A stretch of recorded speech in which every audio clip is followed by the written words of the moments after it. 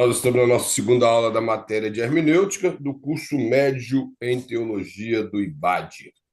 Então, nós vamos falar a respeito de hermenêutica. Tivemos a nossa primeira aula, abordamos alguns assuntos a respeito da hermenêutica. Hermenêutica é a arte de interpretar texto. E dentro da hermenêutica tem a exegese, que é a arte de interpretar a Bíblia. Na aula passada eu não falei e o escritor também não quis ter o trabalho de colocar.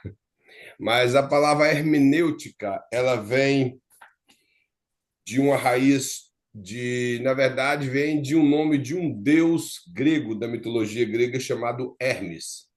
E esse deus da mitologia grega, de acordo com o pensamento grego, ele era o intérprete dos deuses. Quando algum deus enviava uma mensagem para os povos, eles procuravam esse Hermes para que ele pudesse interpretar a mensagem do suposto Deus para eles, principalmente os chamados oráculos de Delfos. Então, a matéria, a arte de interpretar texto veio do nome de Hermes, por isso tem o significado de hermenêutica, que é a ciência que interpreta texto, ou estudo das interpretações. Existem algumas técnicas, alguns passos para nos ajudar a interpretar corretamente o texto. Isso abrange todas as áreas. É claro que a exegese ela é aplicada somente à Bíblia, mas a hermenêutica é todas as áreas. Mas no nosso caso aqui, dentro da teologia hermenêutica, é a interpretação daquilo que nós chamamos de palavra de Deus. Então, nós já falamos a respeito das interpretações da Escritura no Novo Testamento, da maneira que os judeus viam os pais da igreja. Agora nós estaremos na página número 35 e estaremos falando a respeito de como Jesus ele utilizou o Antigo Testamento nas suas pregações ou nos seus ensinos. Lembrando que a Bíblia que Jesus utilizava e os apóstolos era o Antigo Testamento, nós já falamos isso em outras aulas, era a Bíblia que eles tinham em mãos. Quando o apóstolo Paulo fala toda a escritura divinamente inspirada, ele está se referindo às escrituras do Antigo Testamento, porque o Novo Testamento ainda não estava formado, ele possivelmente passou a circular como escritura já no final, quase no final do primeiro século. Pedro, ele coloca os escritos de Paulo de pé de igualdade com os escritos do Velho Testamento, mas a Bíblia que eles tinham em mãos era a Bíblia do Antigo Testamento.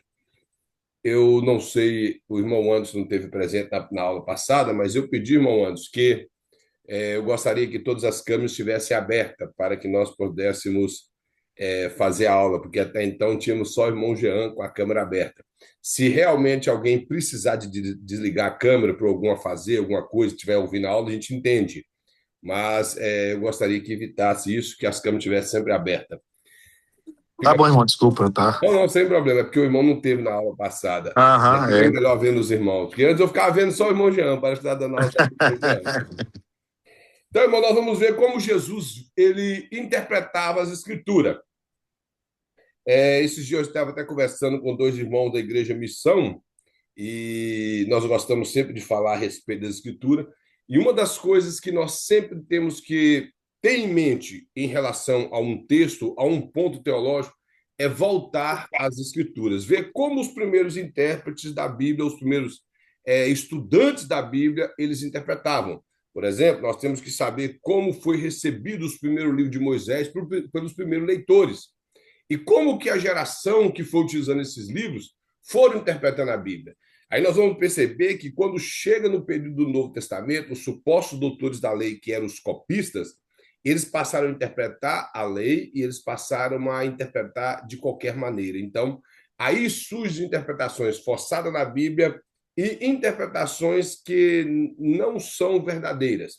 Então, aqui o comentarista mostrou o seguinte: na página 35, é falar de Jesus e o Antigo Testamento. Falou: o ministério terreno de Jesus foi marcado por ensinos, pregações e a referência escriturística do mestre sempre foi o Antigo Testamento. O texto não está aqui, mas se você abrir o Evangelho de Mateus, capítulo 7, versículo 28 e 29, Jesus está concluindo o Sermão do Monte.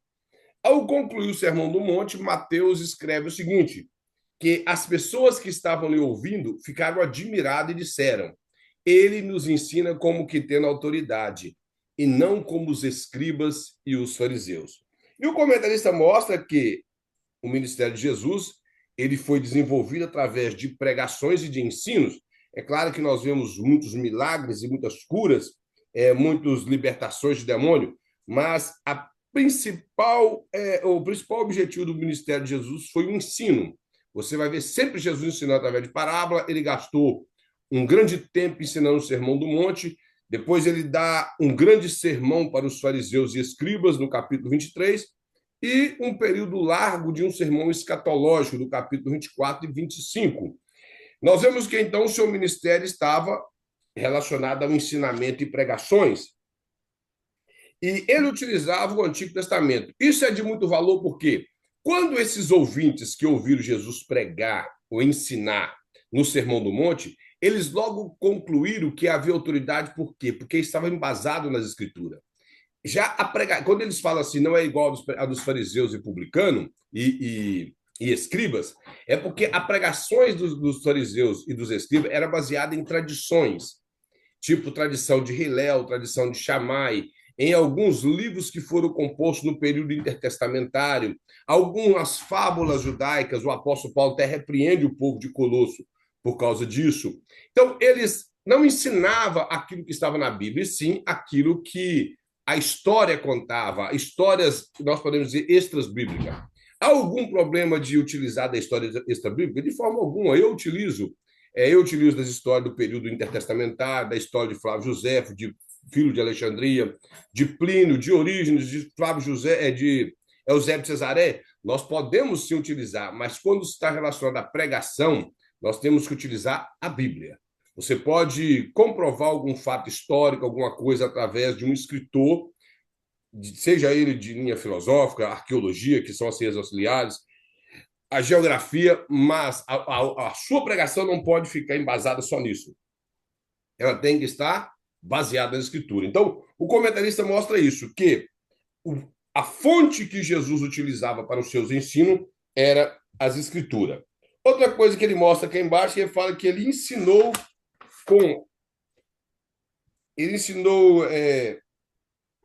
regularidades essas passagens com componente tribunal de apelação em seus debates contra os escribas e os fariseus. Sua refutação contra eles não era por desvalorização às escrituras, e sim por distorcer os ensinos claros por sua própria conveniência. O comentarista está mostrando aqui o seguinte, que Jesus debateu muito contra os fariseus, que era a classe religiosa mais forte que existia no período de Jesus, e esses escribas, que eram copistas da lei, eles passaram a interpretar a lei e criar algumas tradições. E, devido a isso, eles ensinavam muita coisa errada e impunham muito jugo sobre o povo. Era a chamada teologia das obras. E essa teologia das obras escravizava o povo ao invés de libertar o povo. E Jesus veio pregando um evangelho que libertava baseado dentro da própria lei moral, que ele mostra que a lei moral tinha sua essência espiritual e não simplesmente o que estava descrito ali. Quando ele ensina sobre o adultério, sobre o não matar, sobre o falso testemunho, ele ensina sobre o tomar o nome de Deus em vão. Então, nós vemos que Jesus ele trouxe uma interpretação espiritual daquilo que estava escrito nas escrituras veterotestamentárias, coisa que os fariseus não faziam. E, devido a isso, muitas vezes Jesus os refutou por ensinar mensagens que seria conveniente aquilo que eles queriam. E o maior erro hoje, em meio a muitas igrejas, são as pessoas ou a liderança que, às vezes, até conhece a Bíblia, utiliza da Bíblia para manobrar o povo e manter o povo debaixo de vamos dizer, uma suposta rédea para que o povo fique ali sempre dependente dessa liderança ou, às vezes, de apenas um líder. Então, quando você estuda, você se liberta. E isso, às vezes, é um pouco perigoso, porque você já não vai mais estar debaixo dessa rede que esses líderes querem manter o povo. Você passa a ser criterioso com aquilo que você está ouvindo. E isso, às vezes, te torna um inimigo de pessoas que gostam de manobrar outras pessoas, desses líderes que são carnais e que têm a igreja como um ovo que ele gosta de chocar e não como o reino de Cristo. Então, Jesus ele veio para libertar o povo desse jugo imposto pelos fariseus e os escribas. Se você abrir a sua Bíblia no capítulo 23 de Mateus, você vai ver que Jesus ele censura esses dois grupos duramente pelo fato de que eles eram hipócritas em relação àquilo que eles ensinavam e boa parte forçando uma interpretação da Escritura. E eu repito, as escrituras têm que ser respeitada a sua interpretação, principalmente se você está querendo provar uma doutrina. Você dá aplicações na sua vida, o Espírito Santo te dirigir para dar uma aplicação em um momento na vida de alguém que está precisando de uma palavra, é uma coisa. Agora, a partir do momento que você quer provar uma doutrina, você precisa de um embasamento bíblico dentro daquela íntegra que o escritor escreveu para que nós não venhamos a inventar coisas. Outra coisa que o comentarista vai mostrar é algumas controvérsias sobre a interpretação do Antigo Testamento. Essas controvérsias, não que elas existem, mas que algumas pessoas, por ter uma má lente daquilo que eles estão enxergando, eles passam a fazer uma má interpretação ou determinados tipos de controvérsia. Ele fala que alguns teólogos defendem que, embora Cristo tenha valido dos escritos da Antiga Aliança, isso não nos obriga a uma mesma postura. A primeira coisa é isso, são o que nós podemos chamar de teólogos liberais. Eles alegam que nós não precisamos de atentar para os escritos do Velho Testamento. E isso é uma mentira. Primeiro, porque tem muitas profecias que ainda não se cumpriu. Segundo, que o Antigo Testamento nos apresenta as profecias que estão reveladas no Novo, e isso nos garante que ela é verdade. E, ademais, o Antigo Testamento ainda ele é padrão para nós hoje. É claro que o Antigo Testamento, boa parte dele é de compêndio histórico. Aquilo que é compêndio doutrinário é o que está registrado e aprovado no Novo Testamento, que os apóstolos e o próprio Cristo tirou do Antigo Testamento e ele repetiu como doutrina no Novo Testamento. As demais coisas são compêndios que enriquecem o nosso conhecimento, a nossa espiritualidade e, acima de tudo, a nossa comunhão com Deus, ao ver os feitos de Deus no Antigo Testamento. Ontem eu até falei no curso teológico da outra escola que eu dou aula, que as pessoas aprenderam duas palavras, que hoje todo mundo aprendeu e eles gostam de repetir. Eles não sabem, às vezes, mas gostam de repetir a palavra. Eles aprenderam a palavra legalista e a palavra religioso. Legalista. O que quer dizer legalista? Legalista quer dizer quem guarda a lei. E se olhar por esse lado, eu sou legalista. Vocês vão entendendo? Eu sou legalista, porque guardar a lei não tem nada a ver com acreditar na lei para salvação. Por exemplo, se eu perguntar a algum dos irmãos aqui, quem aqui aprova o assassinato? Alguém que aprova o assassinato? Alguém que aprova o adultério? Alguém que aprova a mentira? Aprova a idolatria? Isso tudo é na lei. Se vocês não aprovam, vocês são legalistas. Vocês guardam a lei. Vocês estão entendendo? Guardar a lei não tem nada a ver, não tem problema nenhum guardar a lei. O problema é acreditar que o que você faz te salva e não que você já é salvo, por isso você volta às Escrituras e aplica as Escrituras na sua vida para ser santo. Então, nós não guardamos a lei para ser salvo, nós guardamos porque já somos salvos. Há uma diferença disso. Então, a palavra legalista, o que ela tomou um sentido pejorativo? Que das pessoas que acreditam que fazer determinadas coisas, eles se tornam mais santos e salvos. E pessoas que não praticam, ou que, por exemplo, fazem alguma coisa que está contrária à lei, por algum fracasso, alguma coisa, ou falta até de sabedoria, eles acham que as pessoas não vão ser salvas porque não guardam a lei. Mas, na verdade, eles não são salvos, não é porque não guardam a lei, é porque não vivem debaixo da graça de Cristo. E religioso. O sentido da palavra religioso, religião quer dizer religar. Nós temos um espírito que há uma necessidade de adorar alguma coisa. Nós que servimos a Cristo, temos o Espírito Santo que nos leva a adorar a Deus.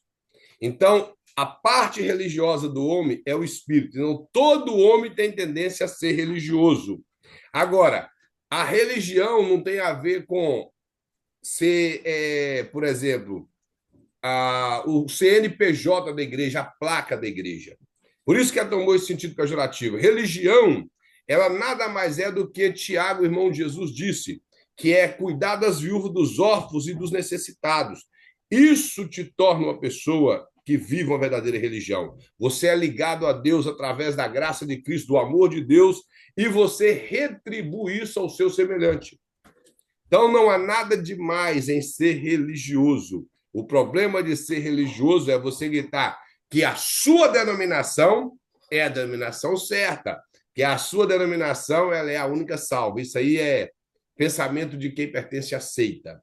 Então, o maior erro hoje do povo é isso. É achar que é aprender melhor essas duas palavras, religioso e legalista, para justificar as suas incompetências em guardar os padrões das escrituras. E, de acordo com o pensamento do escritor, as pessoas, esses supostos teólogos, alegam que não há obrigação alguma nossa com o Antigo Testamento hoje, que nós não temos obrigação de observar preceito algum do Antigo Testamento. E é o que eu sempre costumo dizer, o Antigo Testamento é compêndio histórico que ele engrandece ou que faça que a nossa fé seja mais elevada. Tudo aquilo que está no Antigo Testamento ele é padrão que reflete no Novo. E a essência é a mesma, a essência de culto, o temor a Deus, a maneira que o povo aproximava de Deus, os detalhes nos leva a ter o mesmo interesse de conhecer a Deus, de aproximar-se de Deus através dos detalhes que estão na palavra de Deus no Novo Testamento, principalmente hoje que o Espírito Santo dirige as nossas vidas em tudo. Então, não há nada demais em você observar os preceitos do Antigo Testamento. Outra coisa que ele mostra é que Jesus ele fez uso da história para esclarecer determinados assuntos. O que ele quer mostrar aqui é que Jesus ele refutou algumas doutrinas ensinadas no Novo Testamento, ali no período dos evangelhos, contra os saduceus, que era uma segunda maior seita que existia na época, e contra os fariseus, utilizando a história do Velho Testamento. Inclusive, se você observar em Mateus 12, que é aquela parte que ele discute com os saduceus a respeito da ressurreição, e os saduceus não acreditavam em ressurreição e muito menos em anjo. E Jesus, na mesma parábola, ele mata duas coisas. Ele fala de ressurreição, provando que ela existe, e ao mesmo tempo fala dos anjos, e melhor, ele refuta três doutrinas que os saduceus não acreditavam, que eles também não acreditavam em espírito. E ele mostra que Abraão, Isaac e Jacó, eles estavam vivos em espírito diante de Deus, que ele utiliza do Antigo Testamento para provar aquilo que ele acreditava, principalmente reivindicar a sua divindade e mostrar que a ressurreição existia, porque Deus não é Deus de mortos. Aí ele cita Abraão, Isaac e Jacó. Quando Deus se manifesta para Moisés e fala, eu sou o Deus de Abraão, Isaac e Jacó. Então, Jesus, utilizando essa passagem, ele fala que ele não é Deus de mortos, e sim de vivos, já mostrando que a alma de Abraão, Isaac e Jacó estava viva, que os saduceus também não acreditavam nisso. Então, como ele está mostrando aqui, que ele utilizou da história veterotestamentária para poder refutar uma doutrina ensinada pelos saduceus. Mas embaixo ele vai falar que a verdade é que alguém que acredita nessa ideia, inevitavelmente, põe em dúvida a historicidade do próprio Cristo. Uma pessoa que não aceita os padrões escriturísticos do Antigo Testamento, o comentarista mostra aqui que ele coloca de forma... ele entra em descrédito em relação à história do próprio Cristo. Porque Cristo está explícito no Antigo Testamento e ele se manifesta no Novo. E os registros do Novo Testamento em relação a Cristo, todos, principalmente do Evangelho de Mateus, é tirada do Antigo Testamento. E se nós deixarmos de acreditar no Antigo Testamento ou achar que ele já está obsoleto, nós vamos deixar também de acreditar em boa parte da história de Cristo registrada no Novo Testamento. Outra coisa que ele mostra na outra página é o método que Cristo interpreta o Antigo Testamento. Né? No segundo parágrafo, assim, ó, quando Cristo fazia a aplicação do registro histórico, ele extraía do significado normal do texto, contrário ao sentido alegórico. Ele não demonstrou nenhum interesse em dividir as verdades da Escritura em um nível superficial, fundamentado no sentido literal do texto, e uma verdade mais profunda, baseada em ideias místicas. O que ele quer mostrar aqui é que, dentro da linha de interpretação dada por muitos homens, até homens bem conceituados como Orígenes, eles alegam que sempre por trás do texto existe um significado espiritual. E isso é algo que predomina dentro das Assembleias de Deus na vida dos pregadores assembleianos. Não sei se os irmãos já repararam isso. A maioria dos pregadores assembleianos, eles já leem o texto e eles já partem para uma aplicação. E começam a achar significado espiritual atrás de um monte de texto. Que atrás desse texto tem isso, que dentro dessa palavra, principalmente após esse avanço do conhecimento da cabala judaica, que a cabala judaica ela interpreta tudo de forma alegórica e com sentido místico atrás até de letras. Isso é muito perigoso. E esse estilo de ensinamento tem chegado também dentro das igrejas pentecostais, porque os pentecostais é que amam abraçar essas coisas que parecem mirabolosas. E o comentarista está mostrando que Jesus ele simplesmente utilizou o texto da forma mais simples e interpretou o texto como ele é. Como o texto é, e não caçando significados por trás do texto. Uma vez eu conversando com um rapaz, e estava eu mais dois amigos, ele mais um amigo dele, e começamos a conversar, e ele entrou no assunto da Arca da Aliança e dos utensílios do tabernáculo. E ele foi falando e falando, ele virou e falou comigo que nas argolas da Arca da Aliança tinha um mistério, se eu sabia qual era. Eu falei, o único mistério que tem ali era uma ordem divina que eles deveriam utilizar aquelas argolas para colocar ali 2 varais dentro das 4 argolas para que o sacerdote colocasse ela no ombro, porque ela não poderia ser transportada em carro de boi e carro nenhum. Era a única coisa. Dizer que tinha um mistério, algo místico ali. Eu falei, desconheço. Estou sendo sincero com o irmão, eu desconheço dessa parte de interpretação. E o mistério ficou tão misterioso que ele não me contou. Ele não quis me contar porque era muito mistério. Talvez eu não tinha condição de superar ou de suportar dando mistério. Mas eu confesso aos irmãos que ali era só uma argola. Os irmãos não precisam querer caçar significado, que era só uma argola para colocar os varais ali, para colocar no ombro a Arca da Aliança, como os demais utensílios. Tem nada demais nisso aí. Então, isso é o mínimo que eu estou falando com os irmãos. Mas existe mais coisas que as pessoas buscam atrás de letra, atrás de numerologia. Hoje nós temos muitos livros relacionados à numerologia. O número 1 significa isso, o número 2, o número 4, o número 7, o número 10, o número 15, o número 80, o número 110. E vão indo nesses tipos de coisa que eu te falo. Se você comprou algum livro, já comprou, guarda. Mas se você não comprou, nunca compre um livro da mão de ninguém que tenha a ver com numerologia, porque ele não vai te ajudar em nada. Nada na interpretação da Bíblia, nada no seu livro espiritual. Vai só ocupar espaço na sua biblioteca. E se caso você ler, você vai tornar-se um chato na sua pregação, ficar falando de números na igreja. Os pessoal que não gosta de estudar, que não gostaram de matemática e nem de... Me fugiu o nome da outra... Está vindo só no grego o nome da outra matéria. Geometria. Quem não gostava dessas matérias vai sentir a raiva da pessoa ficar falando de números na pregação dele. Então, nós temos que entender que o texto deve ser interpretado de acordo com o escritor escreveu. E ele mostra que Jesus respeitou isso.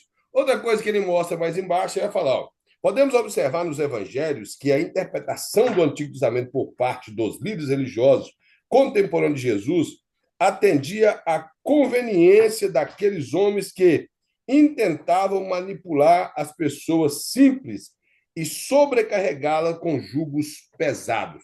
Aí está a referência de Mateus 23, que Jesus diz que eles assentavam na cadeira de Moisés, literalmente cadeira de Moisés.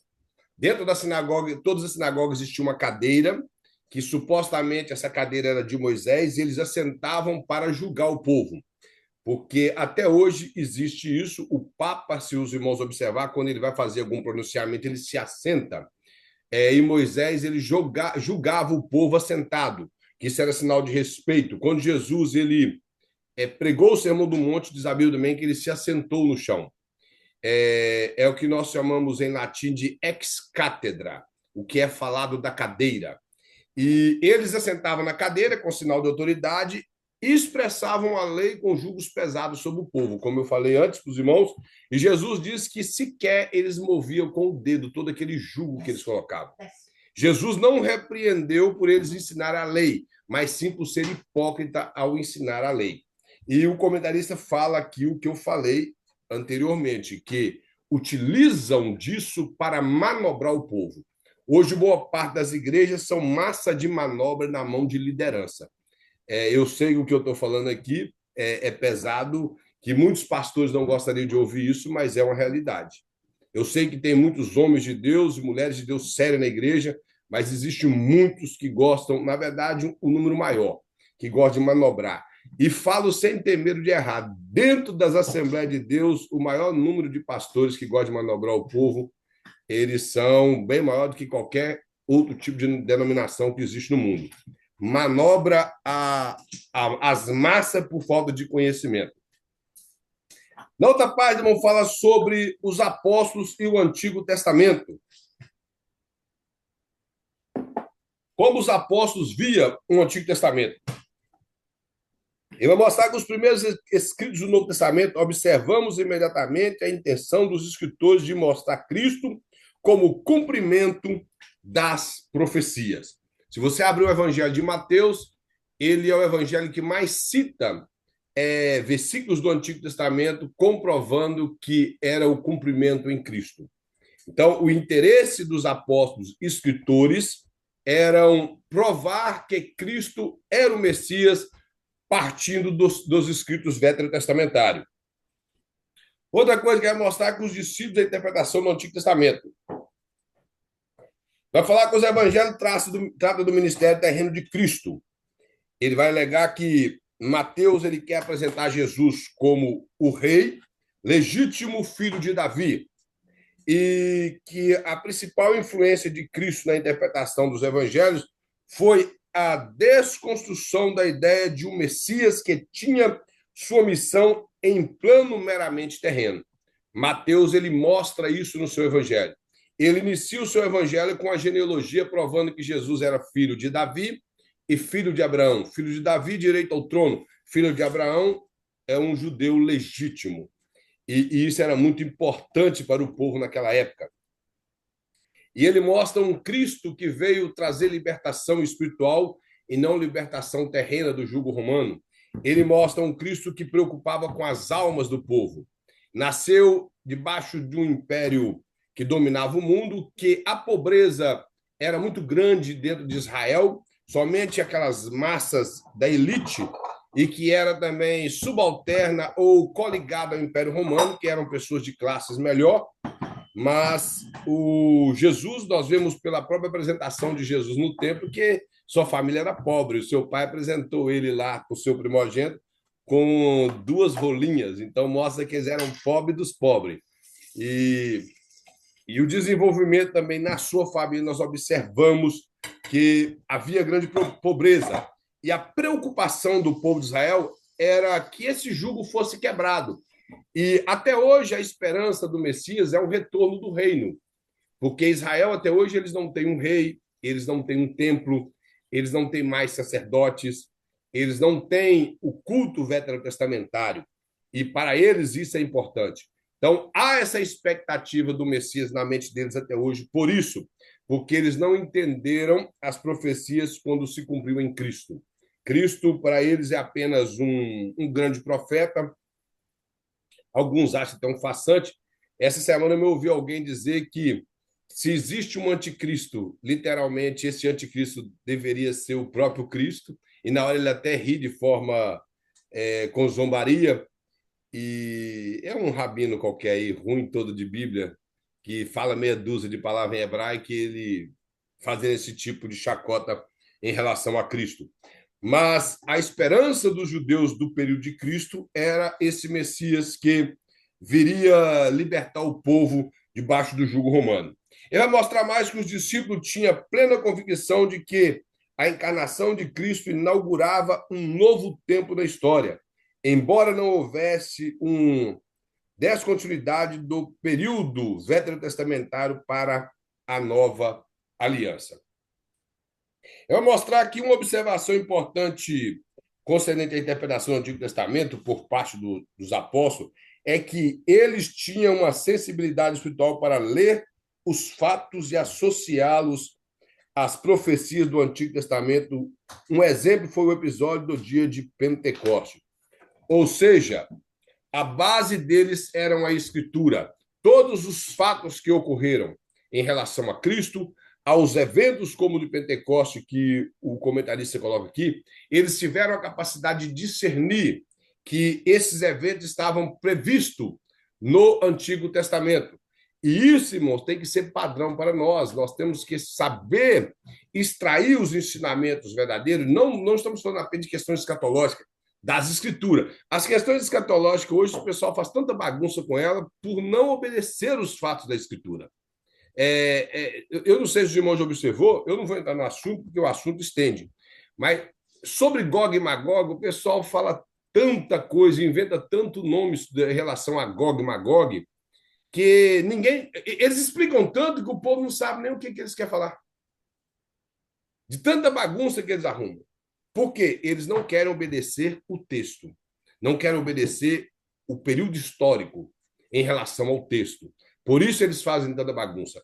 E o nosso interesse não são apenas as questões escatológicas, mas sim ver aquilo que ocorreu no Antigo Testamento, como foi apresentado no Novo. Então, aí nós conseguimos interpretar as Escrituras. Se você pegar a carta de Paulo aos Romanos, você vai observar que o apóstolo Paulo, toda a carta dele aos Romanos é utilizada do Antigo Testamento. Com uma interpretação extraordinária, ele escreve a carta aos Romanos. Se nós partíssemos dessa primícia de interpretar as Escrituras com as Escrituras, nós vamos ser bons intérpretes.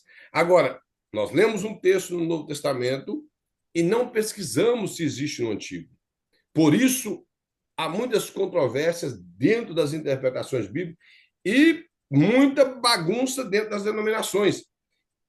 E a razão que denominação sai de dentro de denominação, por falta de boa interpretação das escrituras, não concordam um com o outro e vão criando uma certa barreira e criando novas igrejas, que na maioria delas não são boas igrejas, com bons ensinamentos, e nada mais do que igrejas por arrogância, por querer ser líder ou coisa semelhante. Vai falar aqui sobre Paulo e o Antigo Testamento. Vai mostrar aqui que Paulo tinha profundo conhecimento da teologia judaica. Era fariseu, tinha estudado aos pés de Gamaliel, que era um grande rabino, e um rabino da escola de Hilel, que era avô dele, e a chamada de Paulo foi especificamente singular, ou seja, não teve nada parecido com a chamada de Paulo no Antigo Testamento. Os irmãos observar, ele, apesar de ter tido contato com o ensinamento das Escrituras através de Estevão e de outros, ele recebeu um chamado direto de Cristo. Cristo encontra com ele e o chama. Mas o comentarista vai mostrar aqui que Paulo ele era profundo conhecedor das leis judaicas. Ele chega a dizer que ele era o melhor da classe e que ele era irrepreensível em guardar todas as leis. Então, mostra que ele era um bom judeu em relação à lei. Vai falar que a vocação de Paulo teve repercussão no seu modo de interpretar a Escritura. O apóstolo Paulo não foi o maior intérprete de Cristo. E ele foi quem conseguiu realmente expressar que não estou menosprezando os demais escritores que Pedro e João, eles declaram dentro do padrão que eles defendiam, mas o apóstolo Paulo ele é mais completo a respeito de Cristo. Ele fala da humanidade de Cristo, ele fala a respeito da divindade de Cristo, ele fala da obra de Cristo, ele fala da ressurreição de Cristo, ele fala da volta de Cristo. Então, o apóstolo Paulo ele é completo no seu ensinamento cristológico. Então, para mim, ele, apesar de ter escrito mais também, mas ele foi o maior intérprete dos ensinamentos de Cristo. E o comentarista fala que ele não apenas viu o Cristo como Messias prometido do Antigo Testamento, mas também compreendeu o caráter universal da salvação. Você pega a carta de Paulo aos Romanos e a carta aos Gálatas. A carta aos Romanos é o maior compêndio soteriológico que existe, ou seja, o compêndio de doutrina da salvação. Juntamente com a carta aos Gálatas, porém a carta aos Gálatas ela traz um tom de apologética também. Ela, além de ser soteriológica, ela é apologética, ela refuta ensinamentos errados. Mas já a carta aos Romanos ela é completa, ela inicia mostrando toda a humanidade descerrada debaixo do pecado, ela mostra o homem tentando ser salvo através da lei, depois ela mostra o Espírito libertando esse homem desse jugo da lei, mostra o Cristo que escolheu um povo, Deus que escolheu um povo para, através dele, dar a lei nas nossas mãos e dar Cristo para o povo. Ele mostra esse povo rejeitando, Deus redimindo aqueles que aceitam, mostra um Jesus que morreu, que ressuscitou, e um Jesus que voltará. Então, a carta aos Romanos ele é o maior compêndio em relação ao que é salvação. Ele mostra a depravação do homem e a graça de Deus que foi derramada sobre toda a humanidade. Então, o ponto de vista de Paulo em relação ao Antigo Testamento, ele é o mais completo em citar passagens do Antigo Testamento para aplicar naquilo que ele via que era correto em relação a Cristo, ao Espírito Santo e até mesmo a história do povo de Israel. Ele vai mostrar sobre as epístolas aos Hebreus do Antigo Testamento.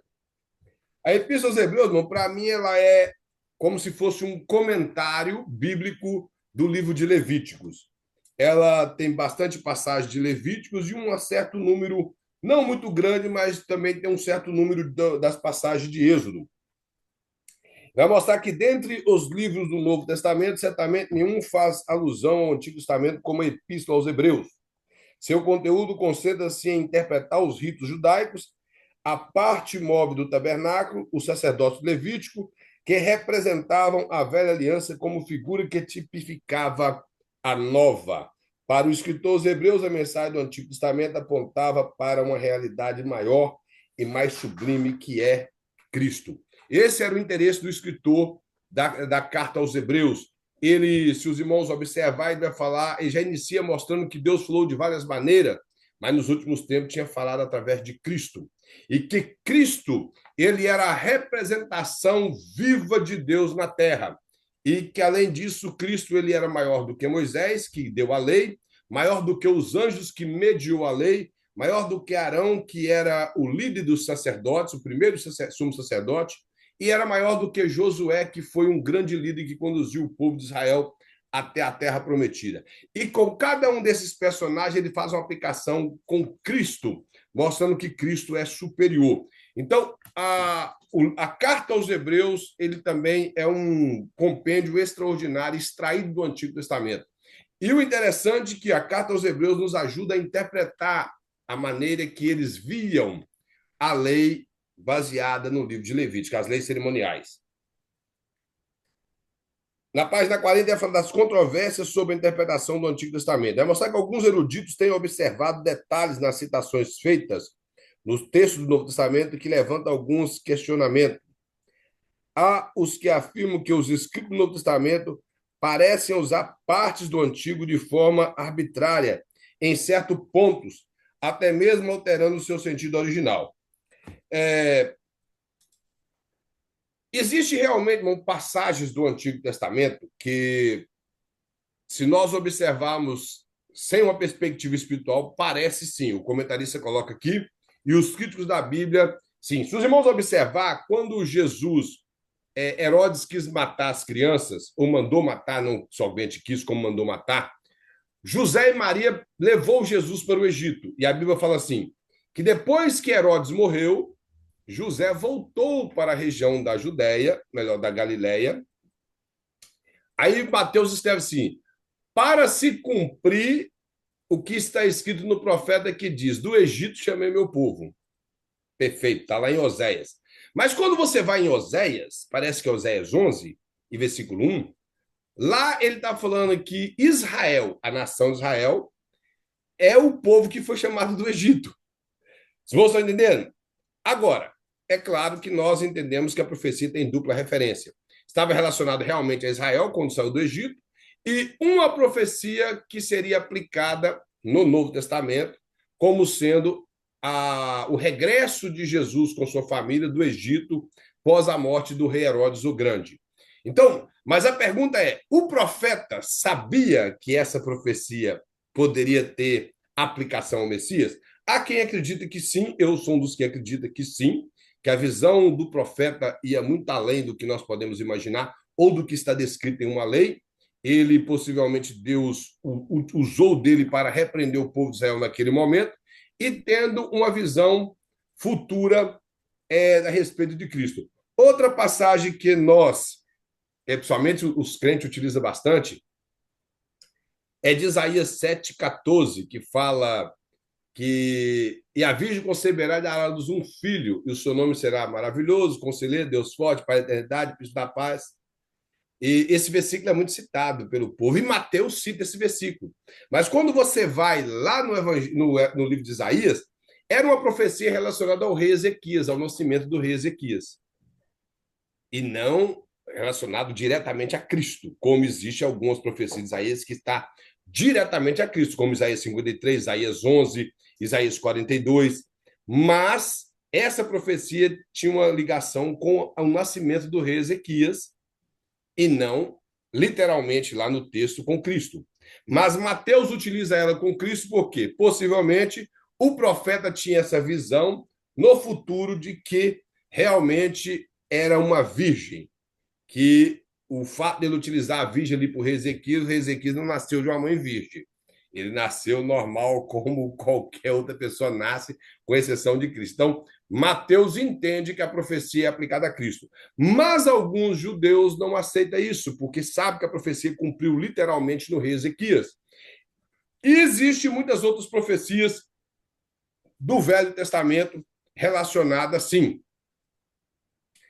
Existem aquelas que são citadas, igual Pedro cita no dia de Pentecostes, com muita clareza. Lá ele cita, inclusive, ele cita a profecia literalmente do jeito que está escrito, porém ele utiliza da Septuaginta, da Bíblia em grego e não da Bíblia hebraica. Outra questão também que parece entrar em controvérsia é que a maioria dos escritores do Novo Testamento, eles utilizavam a Septuaginta e não a Bíblia em hebraico. Então, a Septuaginta, como ela no grego algumas coisas parecem ser diferentes, por isso as citações parecem ser diferentes. Paulo cita Isaías 60, versículo 1, em Efésios 4, me parece que é 4:15 ou 4:16, que ele fala: desperta, ó tu que dormes, e levanta de entre os mortos. Ele cita Isaías 60, versículo 1, que fala: levanta porque já vem a sua luz e resplandece sobre ti. Inclusive, esse versículo é muito lido para aniversário de pastores, e o versículo o apóstolo Paulo interpreta ele de alguém que está quase morto, né? Que está ali dormindo, tosquenejando ali no meio dos mortos. E as pessoas utilizam o versículo para poder ler para pastores nos dias do seu aniversário. E o apóstolo Paulo interpreta que está falando de pessoas em decadência espiritual, e não de quem está bem espiritualmente, como alguns lêem nos versículos para aniversário de pastor. Agora, por que eles são diferentes? Porque o apóstolo Paulo utilizou a Septuaginta e não a Bíblia hebraica. As profecias que o apóstolo Paulo utiliza a Bíblia hebraica, as profecias saem igualzinho, citada do Antigo Testamento, como Pedro citou a Septuaginta, nós vemos pouca diferença. Existem algumas citações dos escritores hebreus que ele utilizou mais de 70% da Septuaginta para escrever a carta aos hebreus e pouco para escrever a Bíblia hebraica para escrever a sua carta. Porém, aquilo que ele utilizou do hebraico sai igualzinho está no Velho Testamento. Mas o que ele utilizou da Septuaginta sai um pouco diferente. Então, essa é a dificuldade para alguns críticos. Mas para quem está interessado em aprender a Bíblia, basta só um pouquinho mais de cuidado, de pesquisar mais, que vai entender por que há essas supostas contradições nas localização de palavras ou a diferença de palavras no Velho Testamento concernente ao Novo. Ao quarto capítulo, fala da hermenêutica bíblica na história da igreja, da patrística e da reforma. E nós vamos ver como a hermenêutica foi vista pelos os primeiros cristãos pós a era apostólica, como ela foi desenvolvendo no meio da igreja e como foi vista pelos reformadores, pela patrística. A patrística, nós estamos falando aí dos primeiros séculos, aí, por volta dos anos 120 até os anos 400 e poucos depois de Cristo. Ou seja, do segundo século até o quinto século da nossa era. A patrística, irmão, ela é composta de pessoas, homens que escreveram documentos refutando heresias e utilizando a Bíblia, e também de documentos, como nós temos vários documentos que está relacionado com a patrística, como o chamado Didaquê, que é utilizado para provar o conhecimento que existia na época relacionado às doutrinas, da maneira que os cristãos ou os apóstolos interpretavam a Bíblia. Vou mostrar aqui o período da patrística. Ele fala: pouco se sabe sobre a hermenêutica dos pais da igreja que viveram no fim do primeiro século. Então, aqui ele está falando de alguns pais chamados pais apostólicos, que são os discípulos mais próximos dos apóstolos, principalmente do apóstolo João, como Justino Marte, outros pais da igreja, que me foge o nome aqui agora, que foram discípulos de João, e a maneira em que eles interpretaram as escrituras. Então, ele fala que pouco se sabe a respeito disso. Já a partir do segundo século, começaram a perceber que o desenvolvimento dos princípios hermenêuticos se prende a três diferentes centros de vida da igreja: a escola de Alexandria, a escola de Antioquia e a escola ocidental. Então, nós vamos ver como essas escolas trabalhavam na interpretação das escrituras. Boa parte dessas escolas foi deficiente na interpretação da escritura e outras tiveram mais sucesso. E nós vamos falar por quê. Ele vai falar aqui da escola de Alexandria. Então, ele vai mostrar que a hermenêutica foi influenciada pela escola catequética de Alexandria. Alexandria, irmãos, era uma cidade do Egito, nós estudamos geografia, falamos a respeito dela, que é uma cidade importante, e dali surgiu alguns pensadores cristãos bons, porém com viés muito forte dentro da filosofia platônica ou a filosofia de Aristóteles. Mas a verdade, a maioria da filosofia de Platão, e isso causou certas dificuldades para esses intérpretes. Eu vou explicar por quê. Eram homens de Deus, homens capacitados, que inclusive refutaram muitas heresias, mas no quesito interpretar a Bíblia e deixar livros ou comentários bíblicos, eles foram deficientes. Ele vai falar de Pateno. Esse Pateno era alguém muito importante por volta dos anos 190 depois de Cristo, e ele era um mestre em Alexandria. E ele teve um discípulo chamado Clemente, que é o Clemente de Alexandria.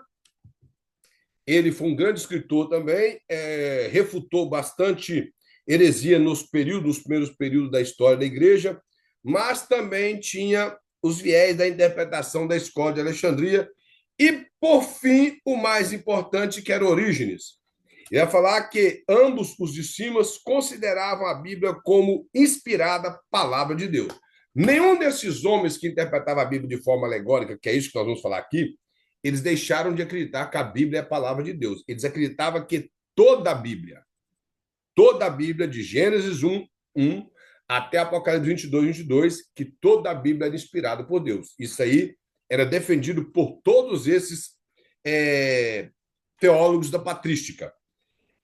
Então, ele vai mostrar o seguinte, que eles defendiam que toda a Bíblia era inspirada e os mesmos defendiam que somente a interpretação alegórica contribuía para um conhecimento real.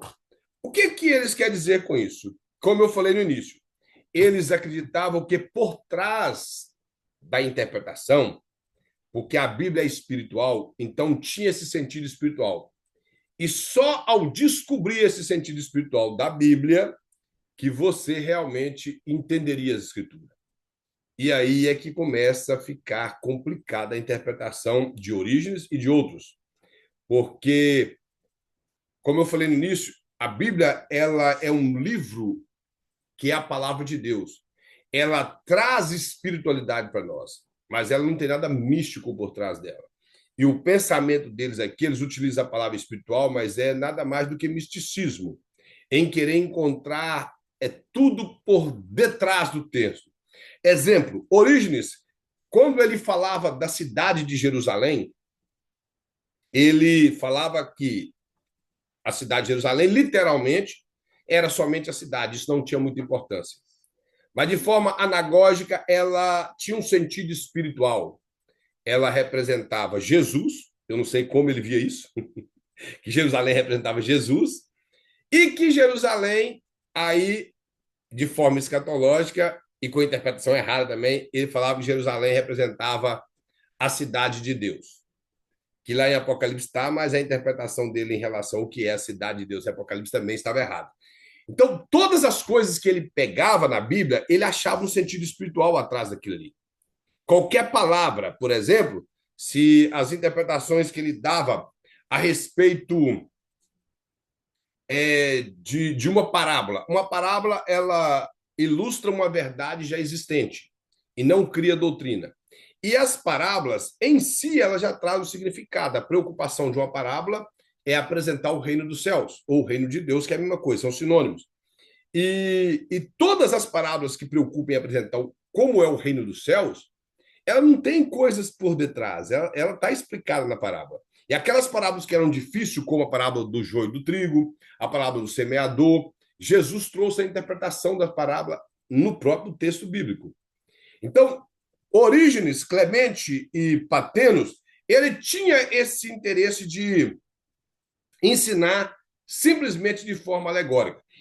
E isso foi debatido pela escola de Antioquia, porém, a escola de Antioquia perdeu a sua força e a Igreja Católica reavivou o pensamento de Orígenes. Isso chegou até o período da Reforma, foi refutada por Lutero e outros, nós vamos ver, mas, novamente, dentro das igrejas pentecostais, o sentido alegórico é o que mais é utilizado nas pregações. E por via que nós podemos observar, que boa parte das pregações dentro das igrejas pentecostais somente são pregações temáticas, aonde eles dividem o tema e sempre utilizam de forma alegórica para pregar.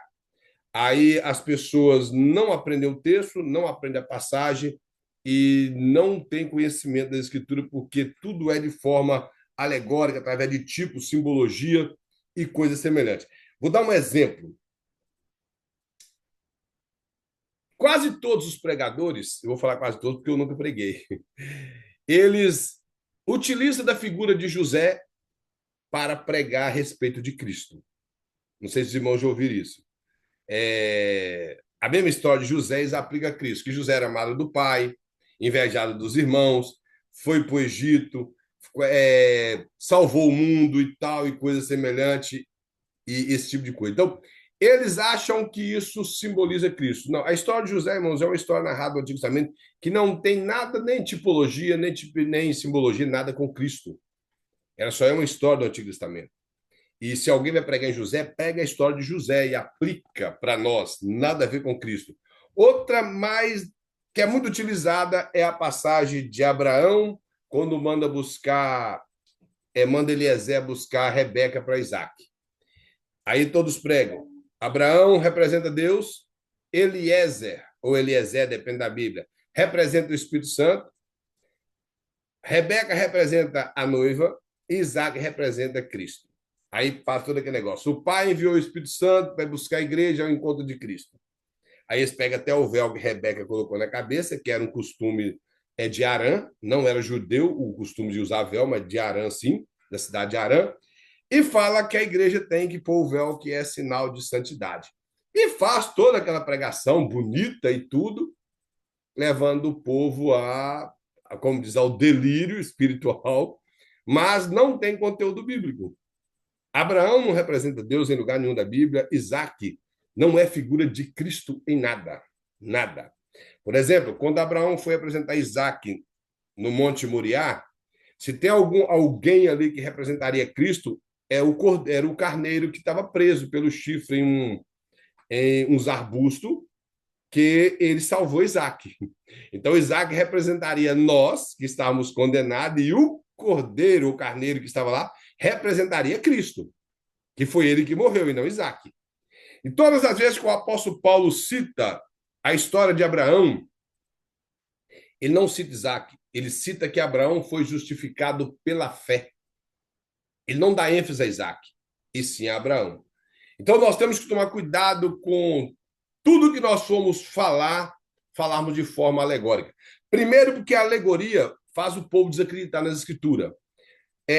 Orígenes, ele defendia a escritura como inspirada, mas Orígenes defendia que as histórias de Gênesis, de Adão, de Eva, eram alegorias e não uma história real.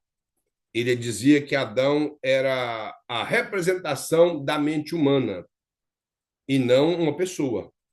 E que Eva era a representação dos desejos humanos.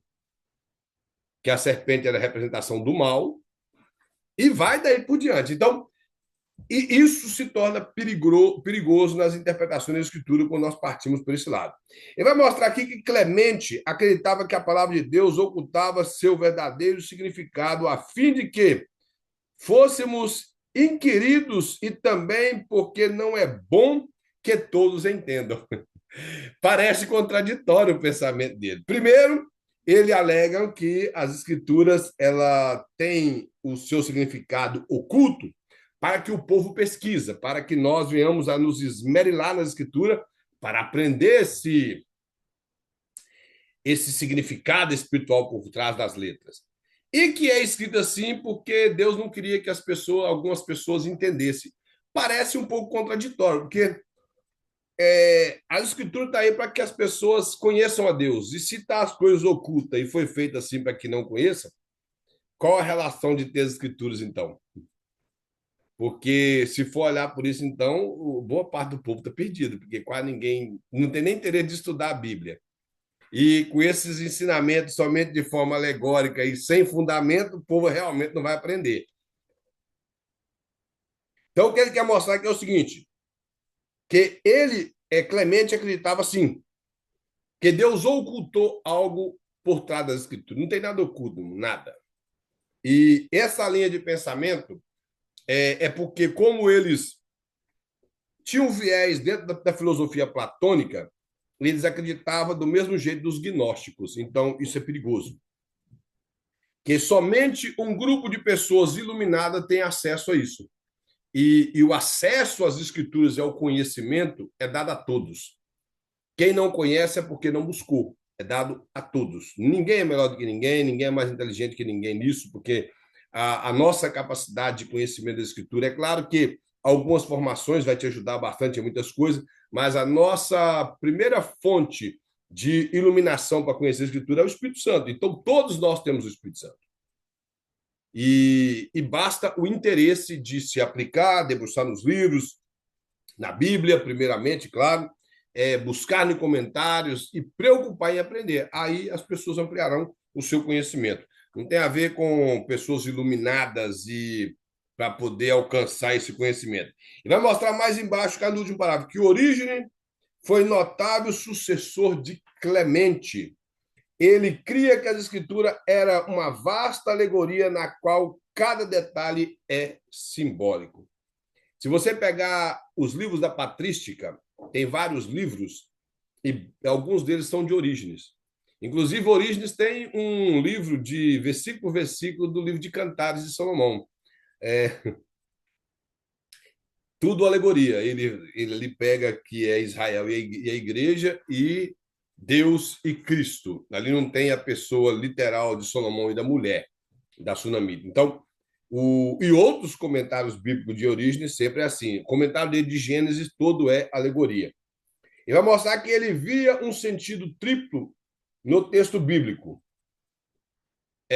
De acordo com o comentarista aqui, ele dividia o que está em Tessalonicenses lá em relação ao homem ter três partes, espírito, alma e corpo.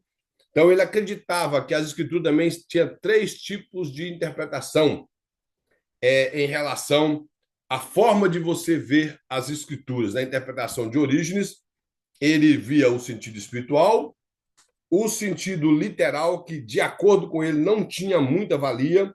Ele era para os iniciantes, era para as pessoas mais fracas. E esse sentido espiritual já era para as pessoas mais elevadas.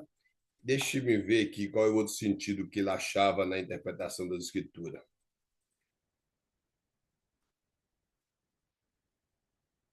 Ver como ele via.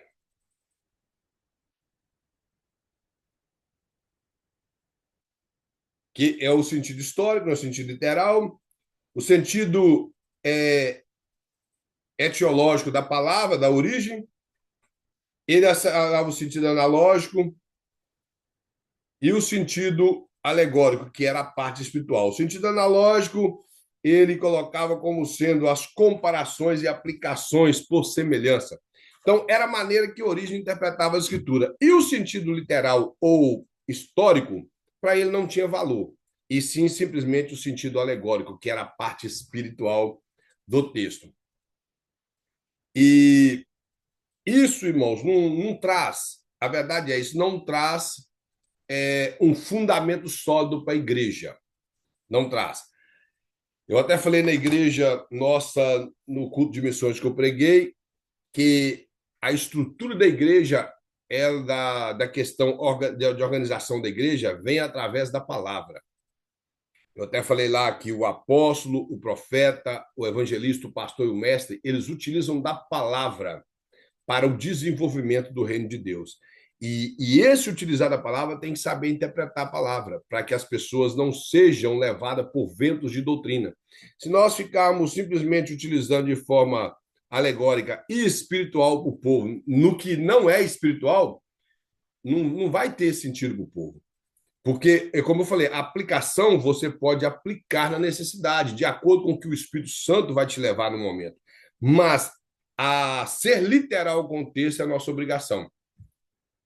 Ele vai mostrar a escola de Antioquia. Irmãos, a escola de Antioquia foi que desbravou a interpretação literal das escrituras. Então, ela veio quebrando esse pensamento de Orígenes e dos outros escritores. Ele fala aqui, ó, percebe-se o crescente abandono do sentido literal da escritura por parte dos pais alexandrinos.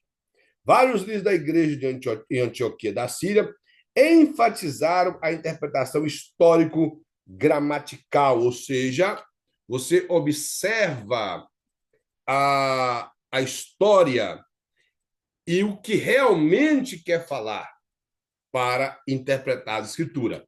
E é sobre isso que eu estava falando com os irmãos no início. Ele fala, isto é, segundo os antioquinos, o intérprete deve buscar o sentido mais próximo da interpretação do escritor e atentar ao significado daquele texto para os primeiros leitores. Foi o que eu falei com os irmãos. Como os primeiros leitores receberam aquele texto, como eles viam aquele texto, como eles interpretavam. E uma regra básica para as escrituras, para interpretar a Bíblia. A Bíblia interpreta a Bíblia. A Bíblia interpreta a Bíblia. Você vai ver passagens na Bíblia que, por exemplo, tem muitas passagens em Êxodo e em Levítico que ele não está muito claro, mas quando você vai em Deuteronômio, lá está muito claro a mesma passagem. Então, você vai ler alguma coisa no Evangelho de Mateus, vai ficar um pouco difícil. Você vai no Evangelho de Marcos ou Lucas, e lá você vai ter uma ampliação do conhecimento a respeito do assunto, se foi repetido lá, claro. Então, a Bíblia interpreta a Bíblia. E se nós não partimos para o ponto do que é literal na Escritura, nós não vamos entender a história, não vamos saber o que o escritor quis falar, e muito menos o que os ouvintes entenderam. Aí ele fala mais, ó, isto eles incentivaram o estudo das línguas bíblicas, os originais, como hebraico e grego. E vai mostrar aqui, fala assim, ó, embora se acredite que foi Luciano, esse Luciano era chamado Luciano de Samosata. Na verdade, às vezes eu fico indignado. Por exemplo, o Luciano, se eu falasse aqui com os irmãos do Luciano, alguém aqui saberia que Luciano é esse? Não é o Luciano Zezé de Camargo e Luciano. Então, eu não sei por que ele não colocou. Eu estou supondo que eu sei que o Luciano de Samosata foi quem é defendido por muitos que se originou, deu origem à escola de Antioquia. Por isso que eu estou deduzindo que ele está falando de Luciano de Samosata. Mas ele simplesmente falou Luciano. Eu fico tentando entender. Por exemplo, não teria nem condição de você pesquisar aqui no Google em lugar nenhum que Luciano é esse. Então ele deveria ter escrito. Luciano de Samosata foi supostamente, é acreditado por muitos, que ele é o fundador da escola de Antioquia. Ele foi quem se destacou muito. Inclusive, ele dominava as línguas originais da Bíblia e ele refutou duramente os pensamentos de origens de outros no período dos primeiros séculos. Ele veio com a interpretação literal das Escrituras, lançando por terra a interpretação alegórica. Ele vai falar de Diodoro, esse Diodoro, que foi um dos primeiros dele, vai falar de Teodoro de Monsuécia e João Crisóstomo. Esses dois últimos aqui são os mais importantes da interpretação. João Crisóstomo é um dos pais da igreja, foi quem deu o nome na Bíblia de Bíblia. Até então, a Bíblia era conhecida somente como Escrituras, e ele foi quem, nós até falamos na nossa matéria de Bibliologia, que deu o nome na Bíblia de Bíblia. Eles interpretavam a Bíblia literalmente. Eles não fugiam da interpretação literal da Bíblia. E o pensamento, irmãos, de Antioquia era o seguinte: eles entendiam que as escrituras falam aquilo que o escritor quis falar. O texto é aquilo que o escritor do texto quis dizer. Então não tem nada por detrás, não tem representação nenhuma. Aquilo que é alegoria no texto é alegoria, vai ser interpretado como alegoria. Por exemplo, o que Jesus utiliza como parábola, nós temos que entender, dentro dessa linguagem de figura, o que é uma parábola. E entendendo o que é uma parábola, nós vamos entender por que Jesus escreveu aquela parábola. E você vai entender que muitas coisas que estão na parábola, não há necessidade de você ficar fazendo comparações. Exemplo, uma parábola muito citada pelas pessoas é a parábola do juiz iníquo, que fala da perseverança na oração. Você não vai pegar que Deus é um juiz iníquo, entendeu? Ali, o sentido da parábola é só mostrar de você não desfalecer na sua oração, você ser persistente em orar. Esse é o sentido da parábola. Aí você não precisa fazer comparação, Deus é um juiz iníquo, não sei o que e tal, tal. Ou aquela outra parábola que está em conjunto com essa, relacionada ao pai de família que um amigo foi até o seu comércio comprar pão porque havia chegado um amigo dele em casa, ele estava com visita em casa, foi comprar, e ele respondeu lá de dentro que ele já estava deitado com seus filhos. Você não vai interpretar que Deus está deitado com os anjos e por isso ele não pode atender. Então você tem que saber qual foi o assunto principal da parábola. O assunto principal da parábola é a persistência na sua vida de oração, porque o contexto em cima está falando de oração. Outro exemplo que é muito utilizado nas igrejas, que eu acho que já até falei com os irmãos, que as pessoas falam mais do que não é para ser observado do que o assunto principal. É a parábola do filho pródigo, a suposta parábola do filho pródigo. Os irmãos já reparou que toda a pregação da parábola do filho pródigo é só o filho pródigo que aparece? E no finalzinho eles lembram do pai que recebeu o filho e acaba a pregação. O ponto principal da parábola é o pai que representa Deus. Não tem a ver com o filho pródigo. Não tem a ver com isso. Mas nós gastamos, eu vou colocar nós, gastamos todo o nosso tempo em falar do filho pródigo. Então, quando você entende o principal assunto da parábola, torna diferente a sua interpretação. E aquilo que é alegoria na Bíblia, por exemplo, a passagem que Jesus fala do bom pastor, ele apresenta 4 figuras: o bom pastor, ele fala do lobo, fala do mercenário e fala do ladrão. Você tem que entender cada um desses pontos, entender que ali é uma parábola e é uma forma alegórica, porque Jesus fala que ele é a porta. E você sabe que Jesus não é uma porta, mas você entende que é uma alegoria. Mas quando ele se apresenta como o pastor e diz que é um mercenário, você tem que entender que o que é um mercenário e o lobo. Você não pode falar que o lobo é o diabo. O lobo é o lobo, um animal. É isso que Jesus está falando. Realmente um animal. Ali na parábola, o sentido é esse. O...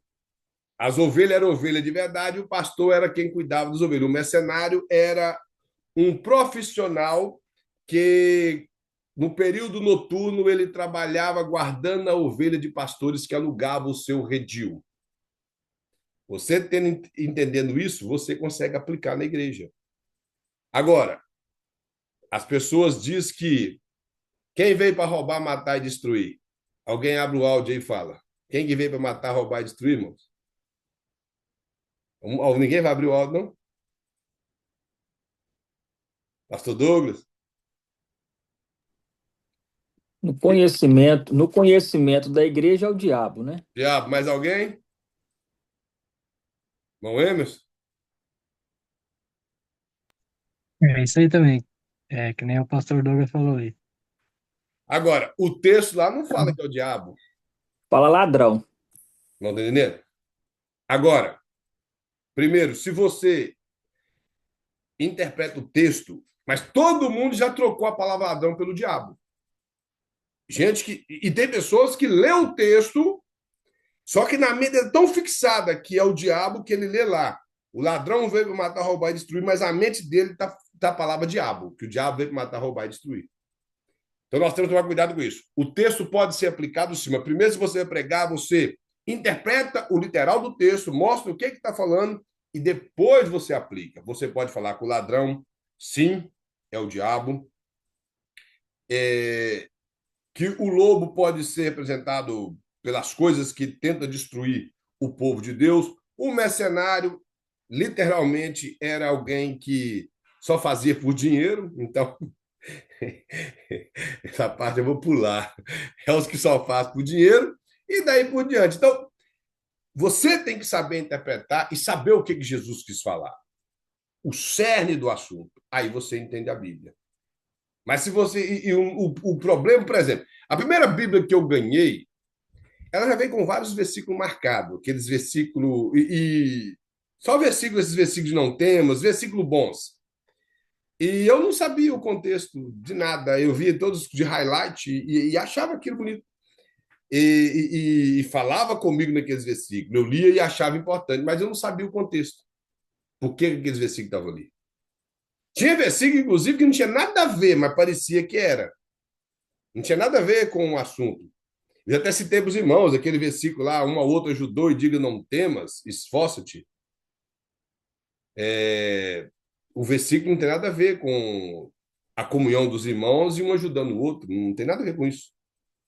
Mas estava lá marcado na Bíblia que eu ganhei. Então é só para os irmãos entenderem. Nós temos que ler toda a passagem, uma, duas, três, 10 vezes. Se não entendeu, vai para comentar. Hoje nós temos internet, tem muitas coisas para poder absorver o melhor. Então, a preocupação da escola de Antioquia era trazer a Bíblia, o conhecimento literal da Bíblia para o povo, tirar aquele pensamento alegórico, aquele pensamento que não trazia estrutura para a igreja do meio das pregações.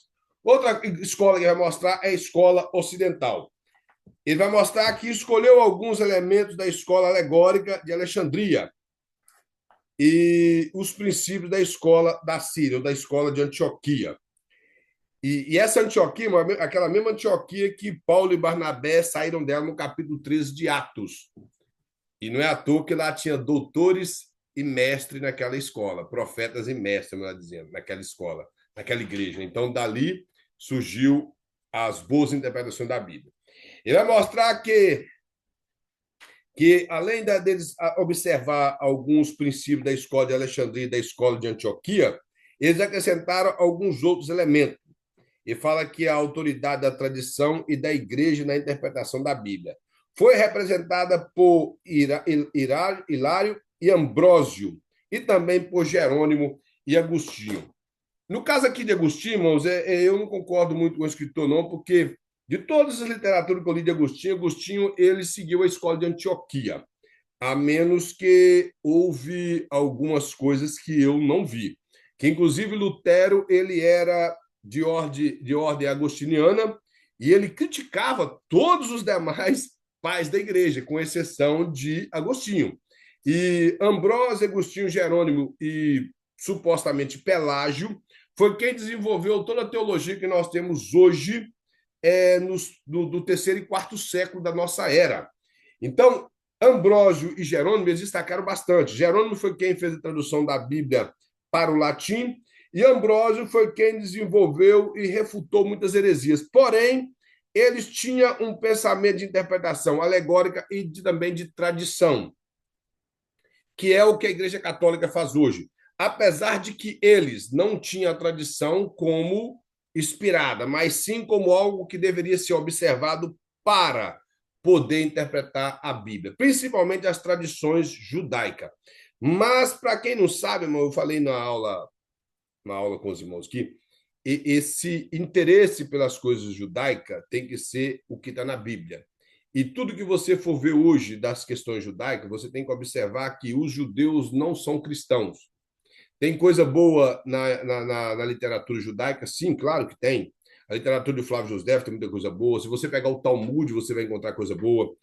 Até o Zohar dos Cabala tem alguma coisa que presta, no que podemos chamar de tradição. Mas a interpretação da Bíblia, o apóstolo Paulo fala muito claro que eles eram cegos. Está lá na primeira carta de Paulo aos Coríntios, que eles eram cegos na interpretação da Bíblia. E o povo tem todo essa coisa com as questões judaicas.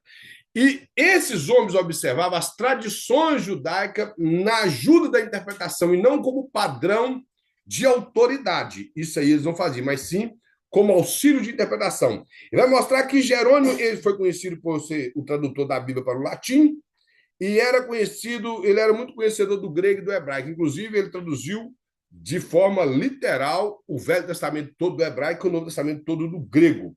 E vai mostrar que Agostinho foi grande na sistematização das verdades bíblicas. Agostinho, conhecido como Santo Agostinho, foi quem mais se desenvolveu no período da patrística. Ele defendia que o intérprete devia estar preparado para a sua tarefa, tanto de maneira filosófica, como crítica, como historicamente, e, acima de tudo, devia ter amor ao autor. Então, os princípios de Agostinho, como eu falei, era o princípio literal da interpretação. Ele não tinha nada de alegoria, apesar que Agostinho, sim, ele era amante da filosofia.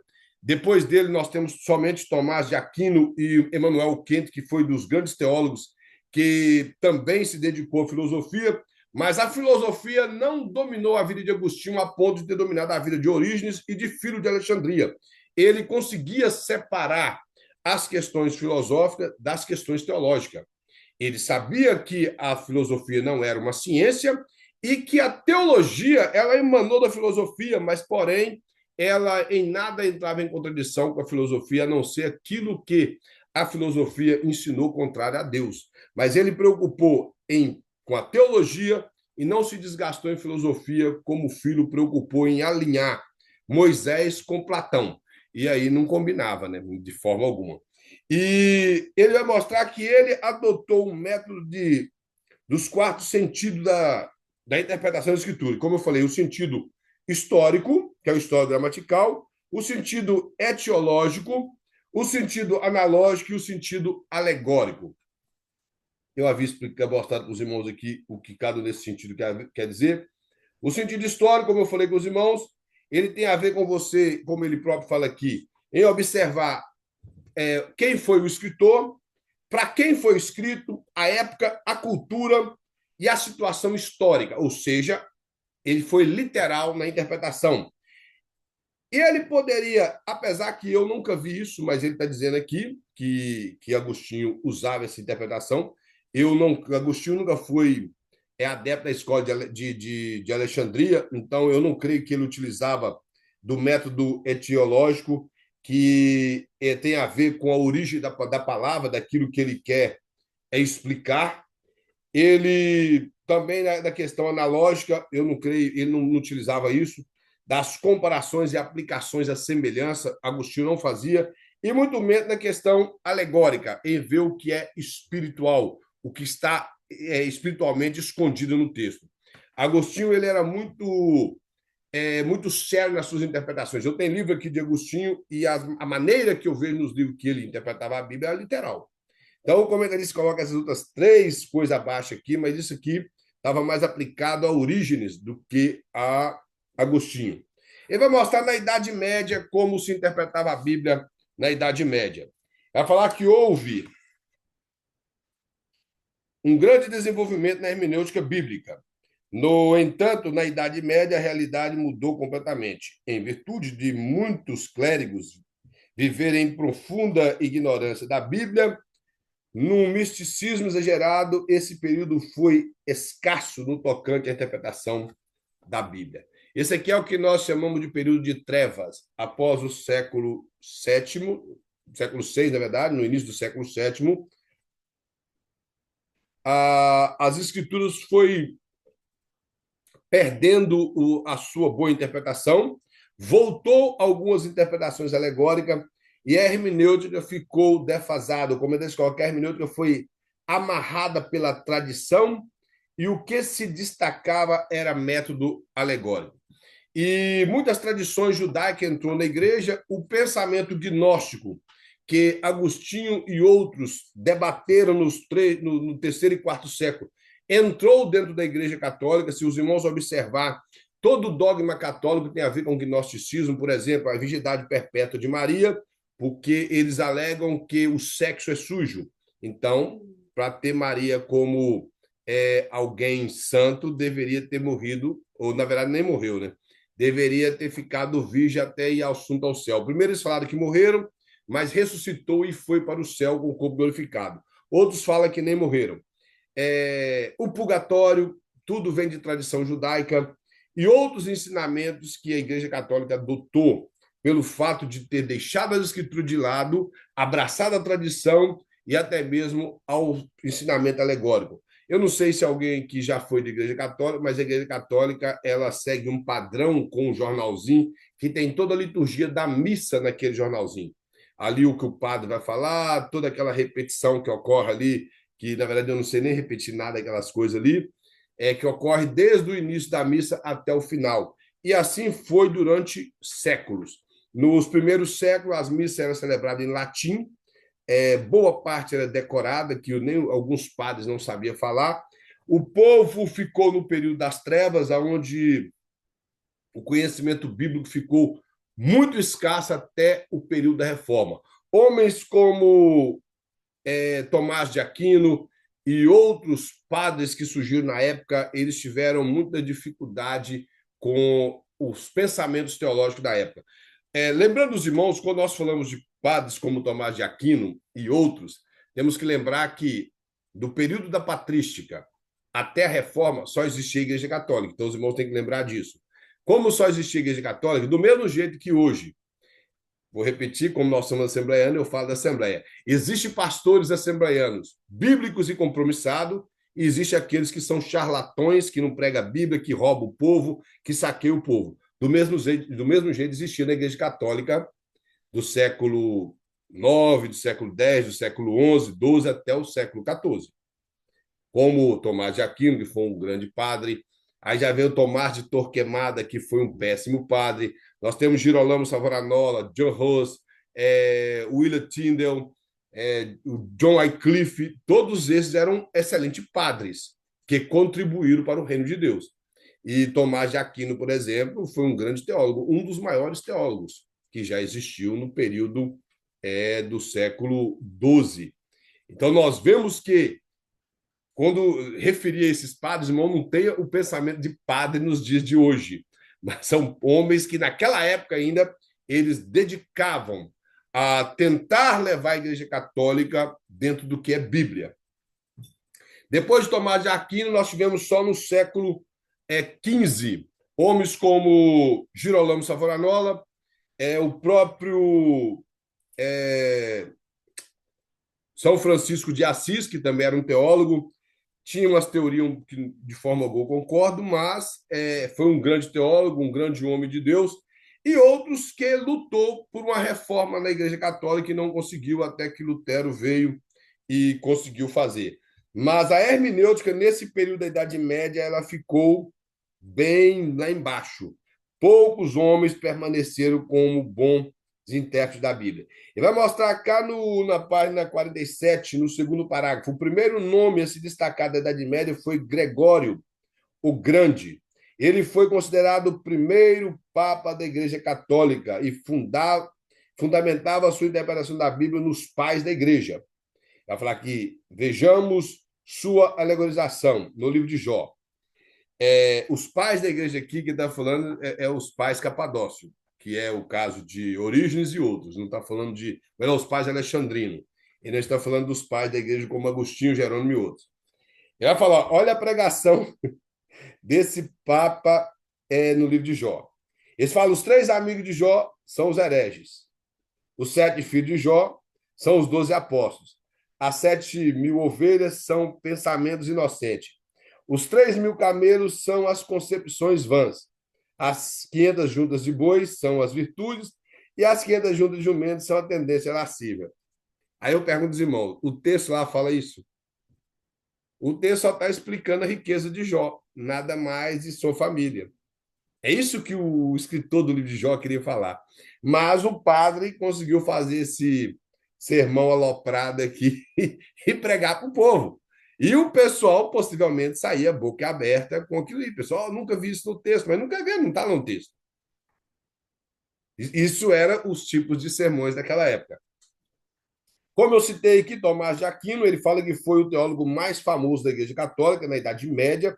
Ele acreditava que o sentido literal da Escritura era fundamental, mas que outro sentido apoiava-se sobre este. Como a Bíblia tem um autor divino, ela tem um lado espiritual. É claro que o pensamento de Tomás de Aquino, ele era um padre e ele também tinha tendências alegóricas. Mas o que ele está mostrando aqui que a principal fonte de interpretação da Escritura seria a interpretação literal. E da interpretação literal, você vai trazer as aplicações, ou você pode ver o lado espiritual. Mas o Tomás de Aquino, como eu falei com os irmãos, foi um excelente escritor, um excelente teólogo, mas ele também tinha essa deficiência por seguir os viés católicos. Ele fala, o sentido literal era o que os escritores tentavam transmitir. Mas como Deus é o autor, podemos encontrar na Escritura um manancial de significados que não se resume a palavras, mas também aos elementos contidos na Bíblia. A isso aqui nos chamou de sentido espiritual. Olhando aqui, Tomás de Aquino não foi tanto como Orígenes, que é claro, quando você lê a Bíblia, no seu devocional com Deus, você ouve a voz de Deus dentro daquilo que você leu, que aplica na sua vida. E nem sempre aquilo que você leu e aplicou na sua vida, se você for aplicar na igreja, vai ser a mesma coisa, porque na igreja tem pessoas ali que não está passando o que você está passando, não está sentindo o que você está sentindo. Mas o sentido literal, esse é o sentido que enriquece o conhecimento do povo.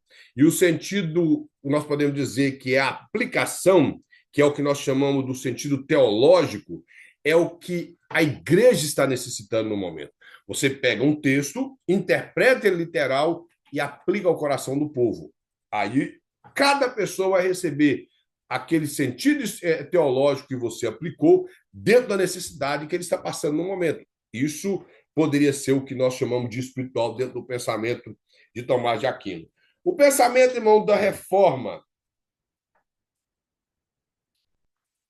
O pensamento da reforma, eu falo, o final da Idade Média foi marcado por uma profunda transformação na história. O divisor desse período aconteceu por meio da Renascença, o período das artes que foi desenvolvendo dentro da Igreja Católica com o interesse de ilustrar para as pessoas analfabetas, as pessoas que não tinham conhecimento da Escritura, sobre as personagens da Escritura.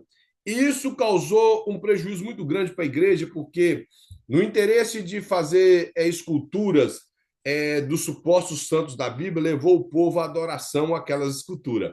Então é muito perigoso quando nós tentamos ilustrar coisas da nossa igreja ou deixar entrar coisinhas dentro da igreja que leva o povo a perder o sentido do culto para voltar-se para aquilo, como tem acontecido hoje. Entra uma dancinha, entra um teatrinho, entra um negocinho ali, uma luzinha apagada, essas besteiras, quando assustam, já não tem mais culto, tem show, tem entretenimento e mais um monte de coisa dentro da igreja, menos culto a Deus. As imagens dentro da igreja católica, é só você estudar a história do cristianismo, através disso aqui que nós estamos mostrando aqui hoje. A suposta arte, dentro do período da Renascença, levou esses grandes escultores, que nós ouvimos o nome deles, como Michelangelo e outros, a fazer esculturas dentro da igreja católica para ilustrar para as pessoas analfabetas, que levou o povo à idolatria. Então, dentro da nossa igreja, muitas coisinhas que têm entrado com a frase não tem nada a ver, tem prejudicado os nossos cultos, trago frieza para o meio do povo. Então, eu vou mostrar que no século XVI, no século XIV e XV, havia muita ignorância quanto ao conteúdo da Bíblia, que nesse período chamou a atenção para a necessidade de se recorrer aos originais. Aí aqui ele vai mostrar dois teólogos, um deles eu trago um destaque muito grande, que é o Erasmo de Roterdã. Aqui também colocou só Erasmo. Roterdã é uma cidade na Holanda, então ele era conhecido como Erasmo de Roterdã. Foi também outro padre muito proeminente, eu até falei com os irmãos, na verdade foi na outra sala, na matéria passada, na outra sala. Ele se destacou como alguém que queria reforma. Tem um livro de Martinho Lutero, até tem esse livro chamado Nascido Escravo, que esse livro é um debate de Erasmo de Roterdã com Lutero. O único defeito de Erasmo de Roterdã é que tinha um pensamento semi-pelagiano, mas Erasmo de Roterdã foi um grande padre. Ele não concordou com a contra-reforma, ele não aceitava os livros que a Igreja Católica colocou, ele tampouco os dogmas católicos, mas ele não teve força para romper com a Igreja Católica e tampouco para iniciar uma reforma como Lutero iniciou. E Erasmo de Roterdã, irmãos, ele era um bom intérprete da Bíblia. Como ele vai mostrar que aos intérpretes da Bíblia que tinham o dever de estudá-la na língua em que foi escrito. Então, ele mostra que Erasmo de Roterdã e esse outro padre. Na outra parte, o reformador acreditava que a Bíblia era inspirada a palavra de Deus. Com isso, considerava a Escritura como a autoridade final em todas as questões teológicas. A Escritura é a intérprete da Escritura. Como eu falei para os irmãos, eu entendo a dificuldade que nós temos de buscar as línguas originais. Como eu falei com os irmãos, nosso curso aqui não oferece, pelo menos no médio aqui, o estudo do hebraico, mas do grego. Isso seria bom se os irmãos tiverem condição de depois de fazer, nem que seja um curso online com alguns professores no Brasil. Tem muito professor no Brasil bom de hebraico e grego. Isso ajudaria bastante você a interpretar a Bíblia. O pouco que eu estudei grego nas duas escolas que eu estudei, dá para entender bastante coisa na Bíblia. Se você quer entender a Bíblia e interpretá-la defendendo o que é doutrina, você tem que conhecer os originais da Bíblia, porque não tem como fazer doutrina com traduções. Isso realmente dificulta bastante para nós fazermos uma doutrina ou até mesmo entender o que o escritor quis falar em determinados textos sem entender o que é a língua original. Ele vai mostrar aqui como Martinho Lutero via as escrituras. Ele falou, que acreditava-se que a fé e a iluminação do Espírito Santo eram requisitos indispensáveis para uma correta interpretação da Bíblia. Com certeza, você teria que crer que a Bíblia é a palavra de Deus e buscar a iluminação do Espírito Santo. E lembrando que hoje nós temos iluminação, seria bom você gravar isso. Não existe revelação e nem inspiração hoje. Eu estou inspirado em ler a Bíblia. É inspiração sua, você está sentindo em você de ler a Bíblia, mas você não tem inspiração no que você entendeu da Bíblia, tem iluminação. Igual, por exemplo, eu estou com a pregação que ela é inspirada. Não, a pregação foi iluminada. e também não foi revelada, foi iluminada. O que é iluminação? Capacitação que o Espírito Santo te dá de compreender as verdades reveladas. Isso é iluminação. Inspiração é o assopro de Deus nos escritores da Bíblia, e a revelação é Deus trazer ao nosso conhecimento escrito as escrituras. Isso é revelação. Então, quando alguém fala, meu hino é inspirado, é mentira. E quando algum pregador fala assim, eu recebi essa mensagem revelada hoje, mentira também, foi iluminado. Talvez ele está até falando uma verdade pela inocência, mas para nós que estamos estudando teologia, seria bom você entender isso, que hoje nós recebemos iluminação para compreender as verdades já reveladas. Nada a ver com. Eu tive uma revelação no texto aqui. Isso é bem perigoso. São essas revelações no texto que as pessoas estão tendo, é que sai heresia. Porque o Espírito Santo é o nosso auxílio nos estudos da Escritura. Então, Martinho Lutero, a primeira coisa que ele mostrava como requisito para entender a Bíblia era fé e iluminação. Ele cita Calvino aqui, mas eu acredito que Calvino ele não citou uma frase interessante de Calvino. Calvino usava uma frase em latim, orare e labutare. Ele quer dizer, você ora e você trabalha. Esse trabalho é se desgastar nas escrituras. Porque sem oração você não compreende a escritura. E sem as escrituras você não sabe orar. Então há necessidade das duas coisas. Ele vai mostrar mais o seguinte, que Lutero ele denunciou energicamente a alegorização dos textos bíblicos, chegando a chamá-lo de sujeira e escória. Foi o que eu disse para os irmãos, que ele fala isso no livro dele, que dos pais da igreja só salva Agostinho, que os demais deveria ter vergonha de falar que era um intérprete de Cristo, porque era sujeira e escória as suas interpretações. Aí ele cita Orígenes, Jerônimo e outros. Ele cita no livro dele o nome desses pais da igreja. E ele chega até a dizer que tudo que eles escreveram não vale uma palavra sequer de Cristo. Então, Lutero ele era um pouco duro. Ele fala que, em contraposição aos teólogos católicos, ele defendia que a Bíblia é um livro claro e sua compreensão não se restringe a um grupo privilegiado. Em suas opiniões, qualquer cristão devoto pode conhecer as Escrituras. O fato de Lutero ter rejeitado a legalização da Escritura causou uma revolução. O que Lutero pensava? O Lutero, na cabeça de Lutero, não era só o clérigo que poderia utilizar, todos poderiam ter escrito na mão. Porém, a maioria das pessoas eram analfabetas. Então, o Lutero, a primeira coisa que ele fez foi pôr a escritura na mão do povo e alfabetizar o povo. Então, as pessoas saíram da escuridão, das trevas, da ignorância bíblica. Hoje temos a Bíblia em mão, boas pessoas que nem que seja com pouca alfabetização, mas conseguem ler e não gostam de ler a Bíblia. Dentro da igreja, por exemplo, o nosso número de cristãos que não pegam a Bíblia, a não ser para ler a leitura introdutória, a leitura base de pregação, eles não pegam a Bíblia para mais nada. Você observa para um povo que, quando alguém vai pregar, que os pastores pregam, nós temos um pastor no Brasil, toda vez que vai pregar, ele fala, coloca a Bíblia do seu lado e fecha ela. O certo é, você vai pregar, o povo tem que estar com a Bíblia aberta. Você não me vê com a Bíblia fechada na igreja quando alguém está pregando. Ele pode pregar uma mensagem temática, expositiva ou textual. Eu vou estar com a Bíblia aberta para ver se ele está falando o que ele leu. E eu, sempre que estou pregando, eu falo com alguém, com o povo, permaneça com sua Bíblia aberta, porque eu vou estar expondo o texto. Então, ele tem que estar para saber se o que eu estou falando é verdade. A maioria das igrejas que já fecha a Bíblia é porque o povo nem gosta de estudar a Bíblia. Ele leu aquele texto e logo após ele fechar a Bíblia, aquele texto que foi lido já sumiu da mente dele. Ele nem sabe o que foi lido mais. Então, Lutero tinha essa preocupação. E o povo da época da Igreja Católica, eles tinham... Eu acho que todo mundo já ouviu essa frase, né? Cunhada pela Igreja Católica, que quem estuda muito a Bíblia fica doido. Os irmãos já ouviram essa frase, verdade ou não? E isso era para pôr medo no povo. Né? Então, o povo não tinha gostado de estudar a Bíblia, porque quem lesse muito a Bíblia ficava doido. E eles arrumaram um misticismo com a Bíblia.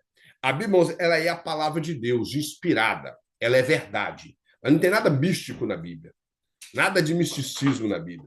Só para os irmãos ver uma coisa. Um certo dia, um rapaz da igreja chegou perto de mim e houve um problema com a Bíblia dele. um descuido e ela molhou e, ao mesmo tempo, a Bíblia ficou toda deformada, não tinha como ele utilizar a Bíblia. Aí ele perguntou para mim se ele poderia jogar a Bíblia fora, porque ele estava com medo de Deus punir ele, que ele estava jogando a palavra de Deus fora. Eu peguei e falei, tem como o irmão recuperar a Bíblia? Ele falou, não. Eu falei, então o que o irmão vai fazer com essa Bíblia em casa, lá ocupando espaço? Dizer que a Bíblia deformou de uma maneira que ela não tem como pôr em lugar nenhum. Falei, meu irmão, desprezar a Bíblia não é você queimar a Bíblia e jogá-la no lixo. É você desprezar dentro de você. O que você está fazendo nada mais é do que tirando um monte de papel que ficou na sua casa. Se você não guarda a Bíblia na sua vida, não faz diferença ter ela nem bonitinha na sua casa. Por exemplo, se eu virar a câmera para o lado dos irmãos ali, os irmãos, nós temos aqui, eu acho que mais de dá quase umas 15 Bíblias que a gente tem ali, mas se ela não for estudada e preocupada em ser guardada, só está ali um monte de livro. Para nós não faz diferença nenhuma, se nós não preocuparmos em estudar as Bíblias que estão ali. Nós estamos compreendendo? Então, no pensamento da Igreja Católica era fazer medo no povo, criar essas questões de misticismo e levar o povo a ficar em trevas espirituais, trevas de conhecimento da Bíblia. E também dizer que somente um grupo de pessoas tinha capacidade de ter acesso a esse conhecimento. É o mesmo pensamento gnóstico. Ele vai mostrar aqui o pensamento de João Calvino. João Calvino, Lutero foi o principal personagem da reforma, foi quem deu início à reforma, do lado dele, Zwinglio, que viveu na mesma época. Já Calvino viveu um período depois de Lutero, mas Calvino foi considerado o maior expositor bíblico no período da reforma. Todos os seus livros e suas pregações eram expositivas, eram explicados versículo por versículo o seu contexto cultural e histórico. Então, Calvino, ele realmente era muito culto dentro da Escritura. Ele vai mostrar aqui que o nome de Calvino se destaca como o maior exegeta, como eu falei, o expositor da reforma. Sua exposição abrange quase todos os livros da Bíblia. Realmente, Calvino, todos os livros que ele escreveu estão em exposição. Ele fez exposição bíblica, como o Evangelho de João, 2 volumes, Carta aos Romanos, 1ª e 2ª Carta aos Coríntios, Carta aos Hebreus, as epístolas pastorais, as epístolas universais. Ele só não fez comentário em 2 livros da Bíblia, que é o livro de Cantares, que ele dizia não ter conhecimento do assunto, e o livro do Apocalipse. Livro de Gênesis, Êxodo, ele fez exposição em vários desses livros. Calvino, ele preocupou em ser um bom teólogo e ser um bom intérprete da Bíblia. Fala, com relação aos métodos de interpretação, Calvino rejeitou interpretações alegóricas, chamando-as de jogos fúteis. Ele achava que a alegorização da Escritura era uma artimanha satânica para obscurecer o sentido da Bíblia Sagrada.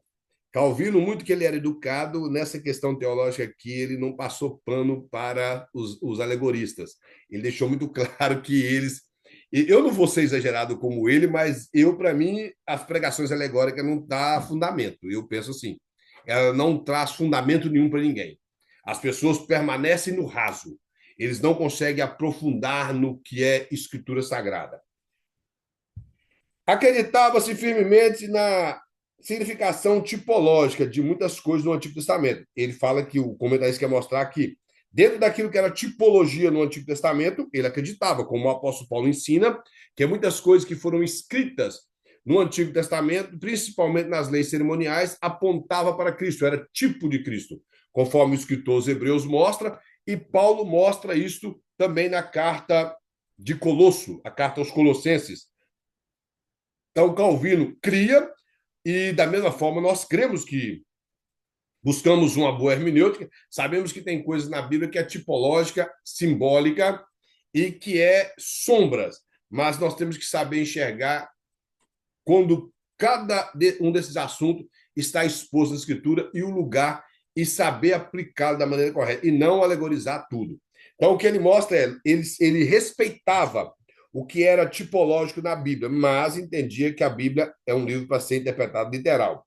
Ele fala, aludia à importância do estudo da gramática do texto, das palavras e de passagens paralelas, em lugar de trazer para o texto o significado próprio do próprio intérprete. Ou seja, resumindo, quando eu falei com os irmãos de exegese, a palavra exegese quer dizer tirar do texto o que o escritor quis transmitir. E no final ele fala aqui que é você tirar tudo o que você pode do texto, através da gramática, preocupar com a língua original, com o contexto, saber o que o escritor queria falar com aquele assunto. Se você for basear em palavras, tentar entender as palavras daquele texto, claro, eu até falei na aula que eu falei com os irmãos que não basta apenas conhecer o grego, você tem que entender o significado da palavra naquele contexto. Não simplesmente saber que no grego a palavra tal traduzida é tal. Não, você tem que saber qual o sentido que o escritor aplicou aquela palavra. E ele mostra que, senão, nós simplesmente vamos colocar a nossa ideia no texto. Isso é chamado de exegese. Exegese é tirar do texto, e exegese é pôr no texto o que nós pensamos, que hoje quase todo mundo faz isso. Eles não extraem do texto, eles enfiam no texto aquilo que eles acham que é. E se os irmãos observar, boa parte dos pregadores fala assim, eu penso que é assim, eu acho que é assim, esse texto. Não.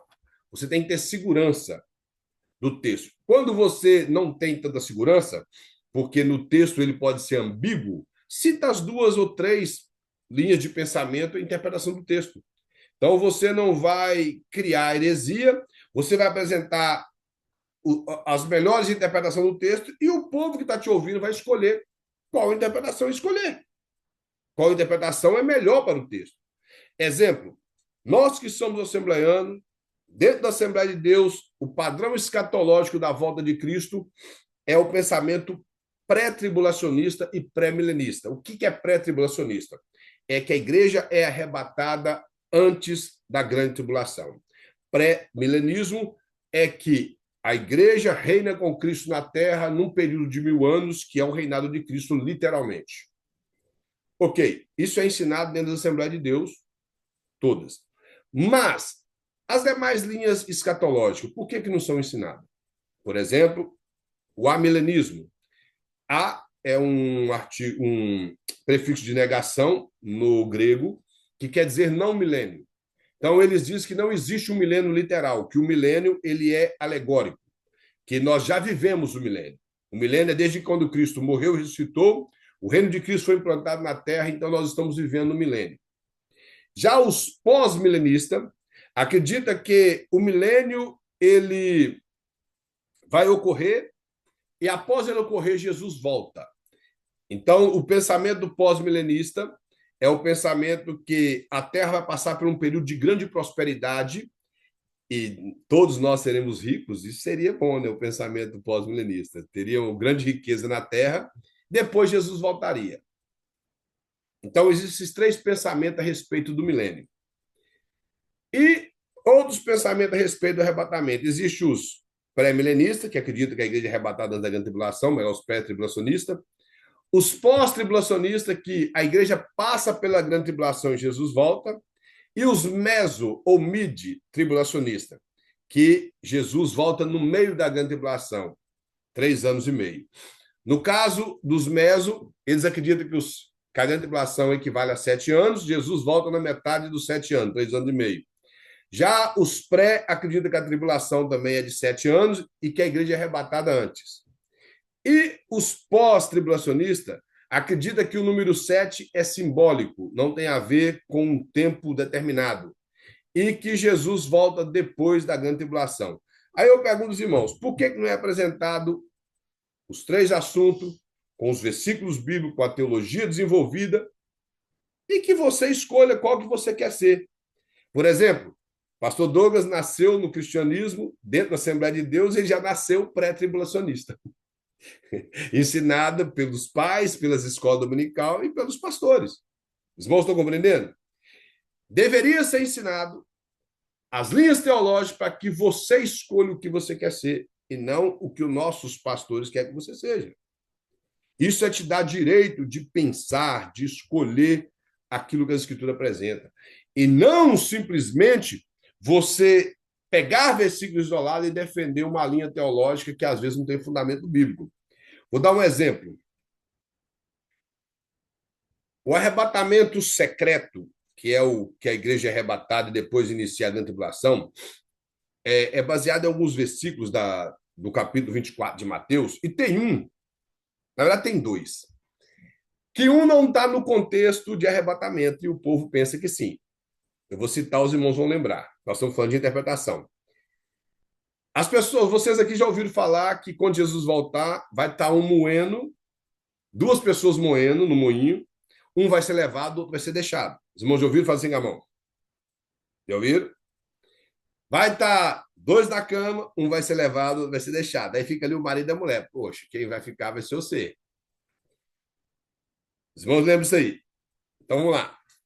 Você pegar o contexto, eles citam esses versículos isolados, você vai lá e lê, aí você está na cabeça do arrebatamento.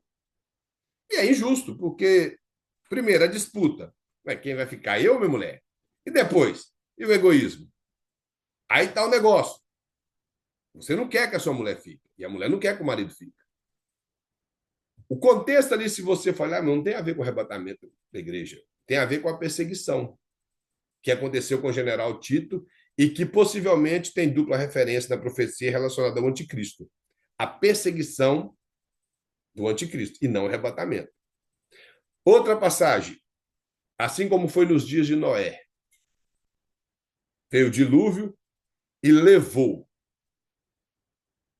As pessoas que foram levadas no dilúvio foi para o céu, irmãos, morreram.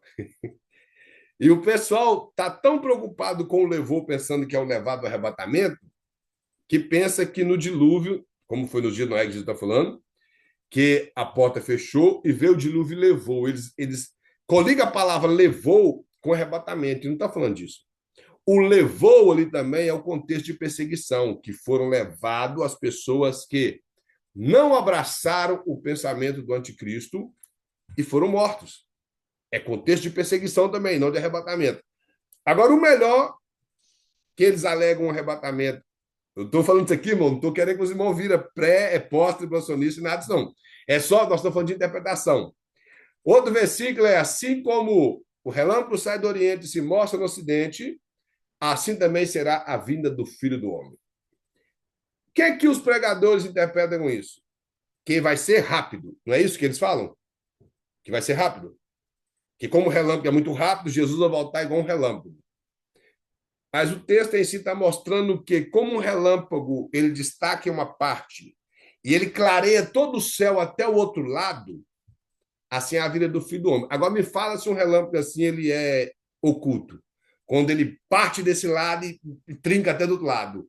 E dá aquele clarão. Todo mundo viu, não? Mas a nossa tendência é pensar na rapidez do relâmpago. E Jesus não está falando da rapidez, ele está falando assim como um relâmpago. Sai do Oriente e se mostra no Ocidente. Assim é a vinda do Filho do Homem. Não está falando de rapidez. Está falando de revelação.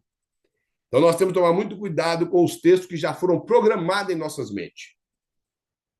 Já programou na sua mente aquele texto. Aí você lê e acha que é. Já que nós estamos aqui no áudio de interpretação, eu tenho que ser verdadeiro com os irmãos.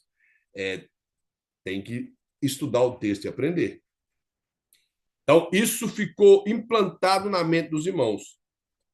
Eu sei que dentro das Assembleias de Deus não se pode falar muito das linhas de pensamento escatológico e alguns outros tipos de pensamento, porque já tem a teologia formada e eles não aceitam. Mas, como expositor bíblico e ensinador cristão, se você vier ser, você tem que ser verdadeiro. E não importa se sua linha é calvinista, se é arminiano, se você é pentecostal, que é o nosso caso, tem que ser verdadeiro com aquilo. Respeitar a linha teológica da Assembleia de Deus, das demais igrejas, mas não deixar de falar a verdade. Então, esse tipo de ensinamento tem que ser dado na igreja. Nós não podemos perder isso. Ser leais às Escrituras e não pender por linhas de igreja, mas sim por aquilo que a Escritura fala. Porque senão nós não desvinculamos a Igreja Católica em nada. Simplesmente parecemos ser diferentes da Igreja Católica, mas estamos apenas com uma placa diferente da Igreja Católica. Porque quem quer impor as coisas na mente do povo é a Igreja Católica. Então nós temos que despertar o povo a interessar a ler a Escritura e estudar a Bíblia. como quem quer aprender a Bíblia, não como alguém que defende uma placa de igreja, mas como alguém que quer aprender a Bíblia. Estou dizendo para os irmãos que na minha mente toda a vida foi projetado esse tipo de coisa e eu já lia a Bíblia dessa forma. Já ia lendo, pensando assim.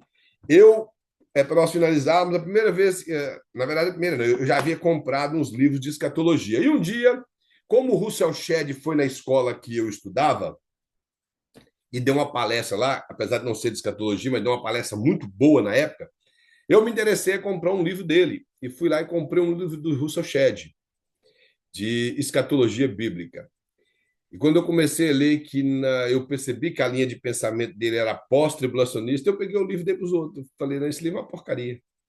Porque eu havia lido dois livros, um do Antônio Gilberto e um do pastor Severino Pedro da Silva. Então, meu primeiro contato, sem nenhuma linha de pensamento com pós e mídia tribulacionista, eu já fui defendendo, porque era o pensamento assembleiano, o pré-tribulacionismo. E eu não quis saber mais da literatura do Russell Shedd pelo fato de ter comprado esse livro. E a primeira vez que eu tive um contato, eu achei heresia. Quando, na verdade, é só uma linha teológica, não é heresia. É só uma linha teológica. Mas eu não quis mais ler livro do Russell Shedd. Até que depois ele vai desenvolvendo e aprende. Entrei na faculdade, então lá você é obrigado a estudar todas as linhas teológicas.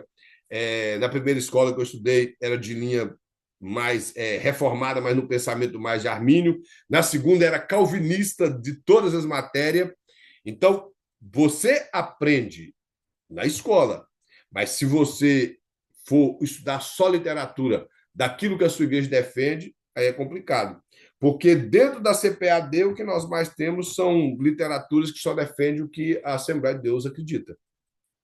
E não, você deve ter o seu conhecimento em todas as áreas. Outro exemplo que nós poderíamos dar, eu não vou explicar para os irmãos, se você pode pesquisar, é de onde surgiu o pensamento de um arrebatamento secreto, que a Assembleia de Deus não ensina e nem eu vou ensinar para os irmãos, a não ser o dia que foi ter aula de escatologia. Se os irmãos pesquisar, os irmãos vão saber de onde surgiu e quando que surgiu a defesa desse pensamento de arrebatamento secreto. E tudo isso deveria ser ensinado, irmãos. Deveria ser ensinado para nós sermos verdadeiro com o nosso público. Então, deveria ser ensinado. Por exemplo, deveria ser ensinado, vamos supor, as igrejas presbiterianas, que defendem a lei da predestinação. Eles deveriam ser leais ao povo deles, que em 529 o pensamento de predestinação foi rejeitado, não foi considerado heresia, mas foi rejeitado no Concílio de Orange, quando Agostinho de Hipona apresentou o pensamento e eles rejeitaram. Rejeitaram e ele ficou até no período da reforma para ser reavivado. Eles não falam disso. Eles falam que no Sínodo de Dort, o pensamento de Armínio foi considerado heresia e condena todo o pensamento de Armínio, mas não falam que o deles também foi considerado heresia anos atrás. Então, nós temos que ser verdadeiro com as linhas teológicas e, acima de tudo, com as escrituras. Lembrando para os irmãos, está gravado, graças a Deus. Não estou aqui tentando fazer os irmãos deixar de ser pré-tribulacionistas, mas que os irmãos procurem interpretar os versículos, observar o que o versículo está falando, sem aquela mente que ele já projetou o versículo na sua cabeça, e procure estudar as demais linhas. Seja em qualquer área de teologia, as demais linhas teológicas. Hoje nós temos vasto material na internet, fácil de termos acesso. Vamos agradecer ao Senhor, irmãos. Eu parece que coloquei o exercício dessa matéria já para os irmãos. Sim, coloquei? Ou não? Da matéria de hermenêutica? Ou não pus ainda? Depois eu vou checar aqui no grupo aqui.